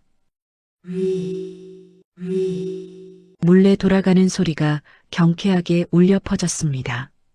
떠났던 제자들이 하나둘씩 돌아왔습니다. 스승님, 저희를 받아주십시오. 다시는 스승님을 의심하지 않겠습니다. 김도공은 모두를 받아들였습니다. 돌아왔구나. 잘 왔다. 공방은 예전보다 더 북적였습니다. 이제 김도공은 자신의 손을 숨기지 않았습니다. 당당하게 구부러진 손가락을 드러내며 물레를 돌렸습니다. 보거라, 제자들아. 김도공이 물레 앞에 앉아 말했습니다. 손가락이 이렇게 굽어 있지만 흙은 내 마음을 따른다. 제자들은 숨죽이며 지켜보았습니다. 김도공의 손이 움직이자 물레 위의 흙이 마법처럼 변했습니다. 중요한 것은 손가락의 모양이 아니라 흙과 대화하는 마음이다. 예, 스승님. 제자들의 눈빛이 빛났습니다. 마을 사람들도 다시 공방을 찾았습니다. 김도공님, 항아리 하나 주문하고 싶습니다. 사발 3개 만들어 주실 수 있으신지요? 주문이 쇄도했습니다. 김도공은 하나하나 정성껏 만들었습니다. 한편 박대감과 이 훈장의 소식이 들려왔습니다. 박대감은 재산의 절반을 몰수당하고 관직을 박탈당했습니다. 당연한 벌이지. 마을 사람들은 고개를 끄덕였습니다.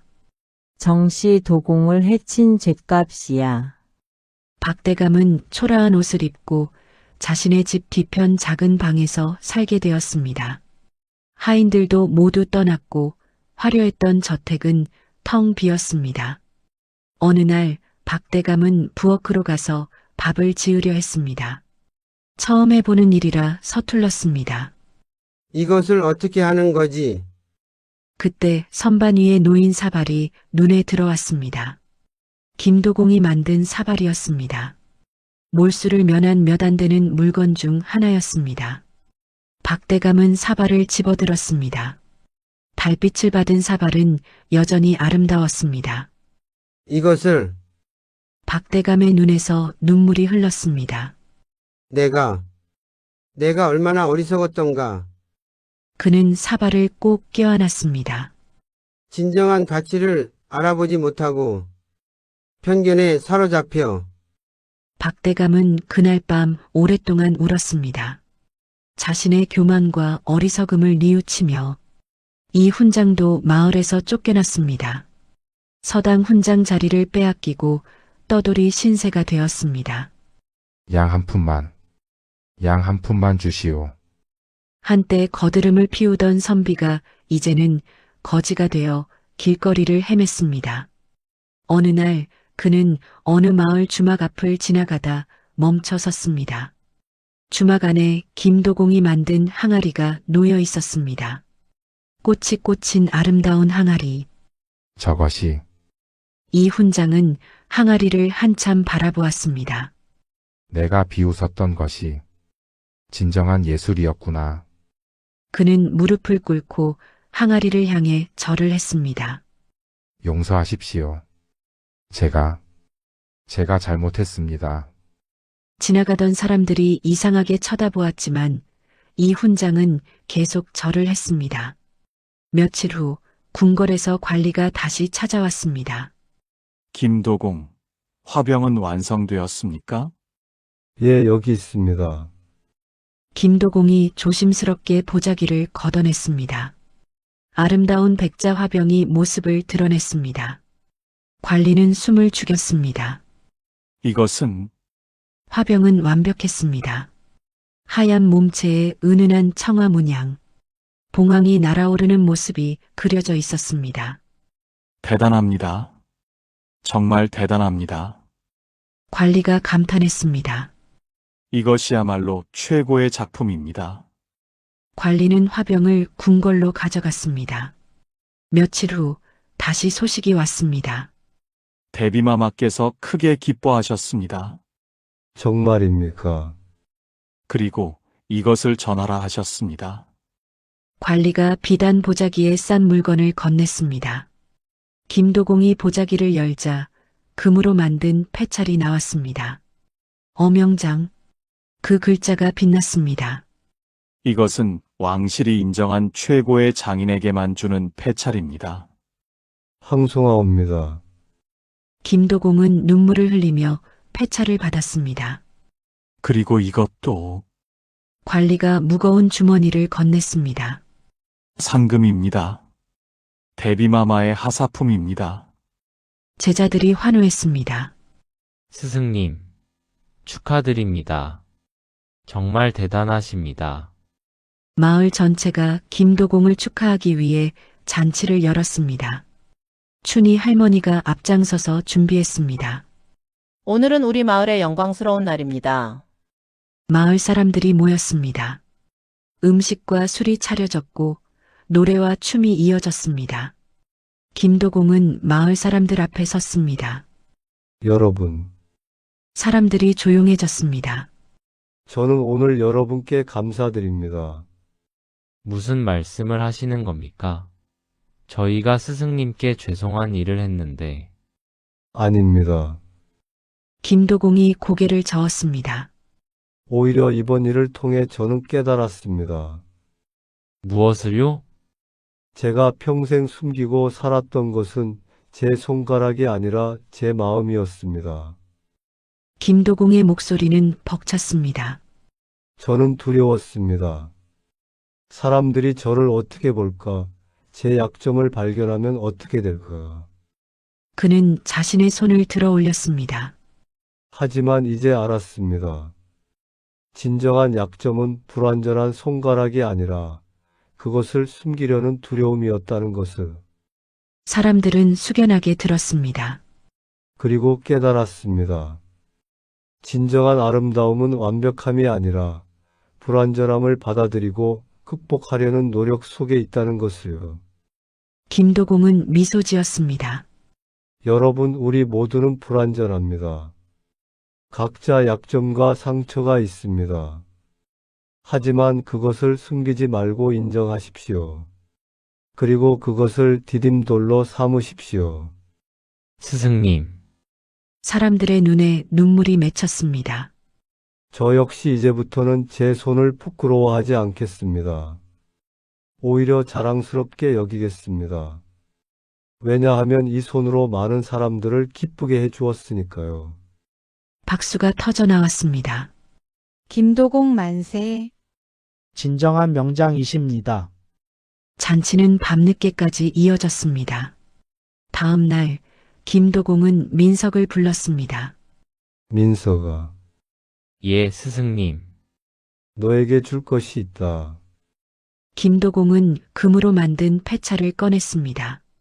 그런데 그것은 왕실에서 받은 것이 아니라 김도공이 직접 만든 것이었습니다. 후계자. 그 글자가 새겨져 있었습니다. 스승님, 이것은 너는 이제 내 정식 후계자다. 김도공이 민석의 어깨에 손을 얹었습니다. 언젠가 내가 이 세상을 떠나면 내가 이 공방을 이어가거라. 스승님. 민석의 눈에서 눈물이 흘렀습니다. 하지만 저는 스승님을 배신했습니다. 아니다. 김도공이 고개를 저었습니다. 너는 나를 구했다. 두려움의 감옥에서 나를 해방시켜 주었다. 스승님. 고맙다, 민석아. 내가 없었다면 나는 평생 숨어 살다가 죽었을 것이다. 두 사람은 서로를 껴안았습니다. 몇 달이 지났습니다. 김도공의 공방은 전국에서 가장 유명한 곳이 되었습니다. 주문이 쏟아져 들어왔고 제자 지망생들이 줄을 섰습니다. 하지만 김도공은 예전처럼 신중하게 제자를 받았습니다. 너는 왜 도공이 되고 싶으냐? 돈을 많이 벌고 싶어서입니다. 돌아가거라. 너는 아직 준비가 안 되었다. 그럼 스승님께서는 왜 도공이 되셨습니까? 젊은이가 물었습니다. 김도공은 미소 지었습니다. 아름다움을 만들고 싶어서다. 사람들에게 기쁨을 주고 싶어서다. 그것이 전부입니까? 그것이 전부다. 그리고 그것이면 충분하다. 젊은이는 깊이 고개를 숙였습니다. 가르침을 받고 싶습니다. 좋다. 들어오너라. 어느 가을날이었습니다. 김도공은 마당에 앉아 석양을 바라보고 있었습니다. 민석이 차를 가져와 앉았습니다. 스승님, 차 드십시오. 고맙다. 두 사람은 말없이 차를 마셨습니다. 민석아, 예, 스승님. 행복하냐? 민석은 웃으며 고개를 끄덕였습니다. 예, 정말 행복합니다. 나도 그렇다. 김도공이 자신의 손을 바라보았습니다. 구부러진 손가락. 한때는 숨기고 싶었던 부끄러워했던. 하지만 이제는 자랑스러운. 이 손으로 많은 것을 만들었구나. 예, 스승님. 그리고 앞으로도 더 많은 것을 만드실 겁니다. 그래, 아직 할 일이 많지. 석양이 두 사람을 비췄습니다. 공방에서는 물레 돌아가는 소리가 들렸습니다. 그렇게 김도공의 이야기는 시대를 넘어 계속 전해졌습니다. 약점을 가진 모든 이들에게, 두려움에 떠는 모든 이들에게, 자신을 숨기고 사는 모든 이들에게 있는 그대로의 내 모습을 사랑하라. 내 약점은 내 특별함이다. 숨기지 마라. 당당하라. 왜냐하면 금이 간 도자기가 오히려 더 아름답듯이 상처 입은 내 삶도 그러하기 때문이다. 그리고 오늘도 어딘가에서 김도공의 이야기를 들은 누군가가 용기를 내어 자신의 약점을 인정합니다. 그리고 당당히 세상을 향해 나아갑니다. 나는 불완전하다. 하지만 그것이 나다. 나는 숨기지 않는다. 나는 당당하다. 그것이 바로 김도공이 남긴 진정한 유산이었습니다. 끝까지 시청해 주셔서 감사합니다. 오늘 이야기가 흥미로우셨다면 구독과 좋아요 부탁드립니다. 여러분 모두 있는 그대로의 모습으로 당당히 살아가시길 바랍니다. 편안한 밤 되세요.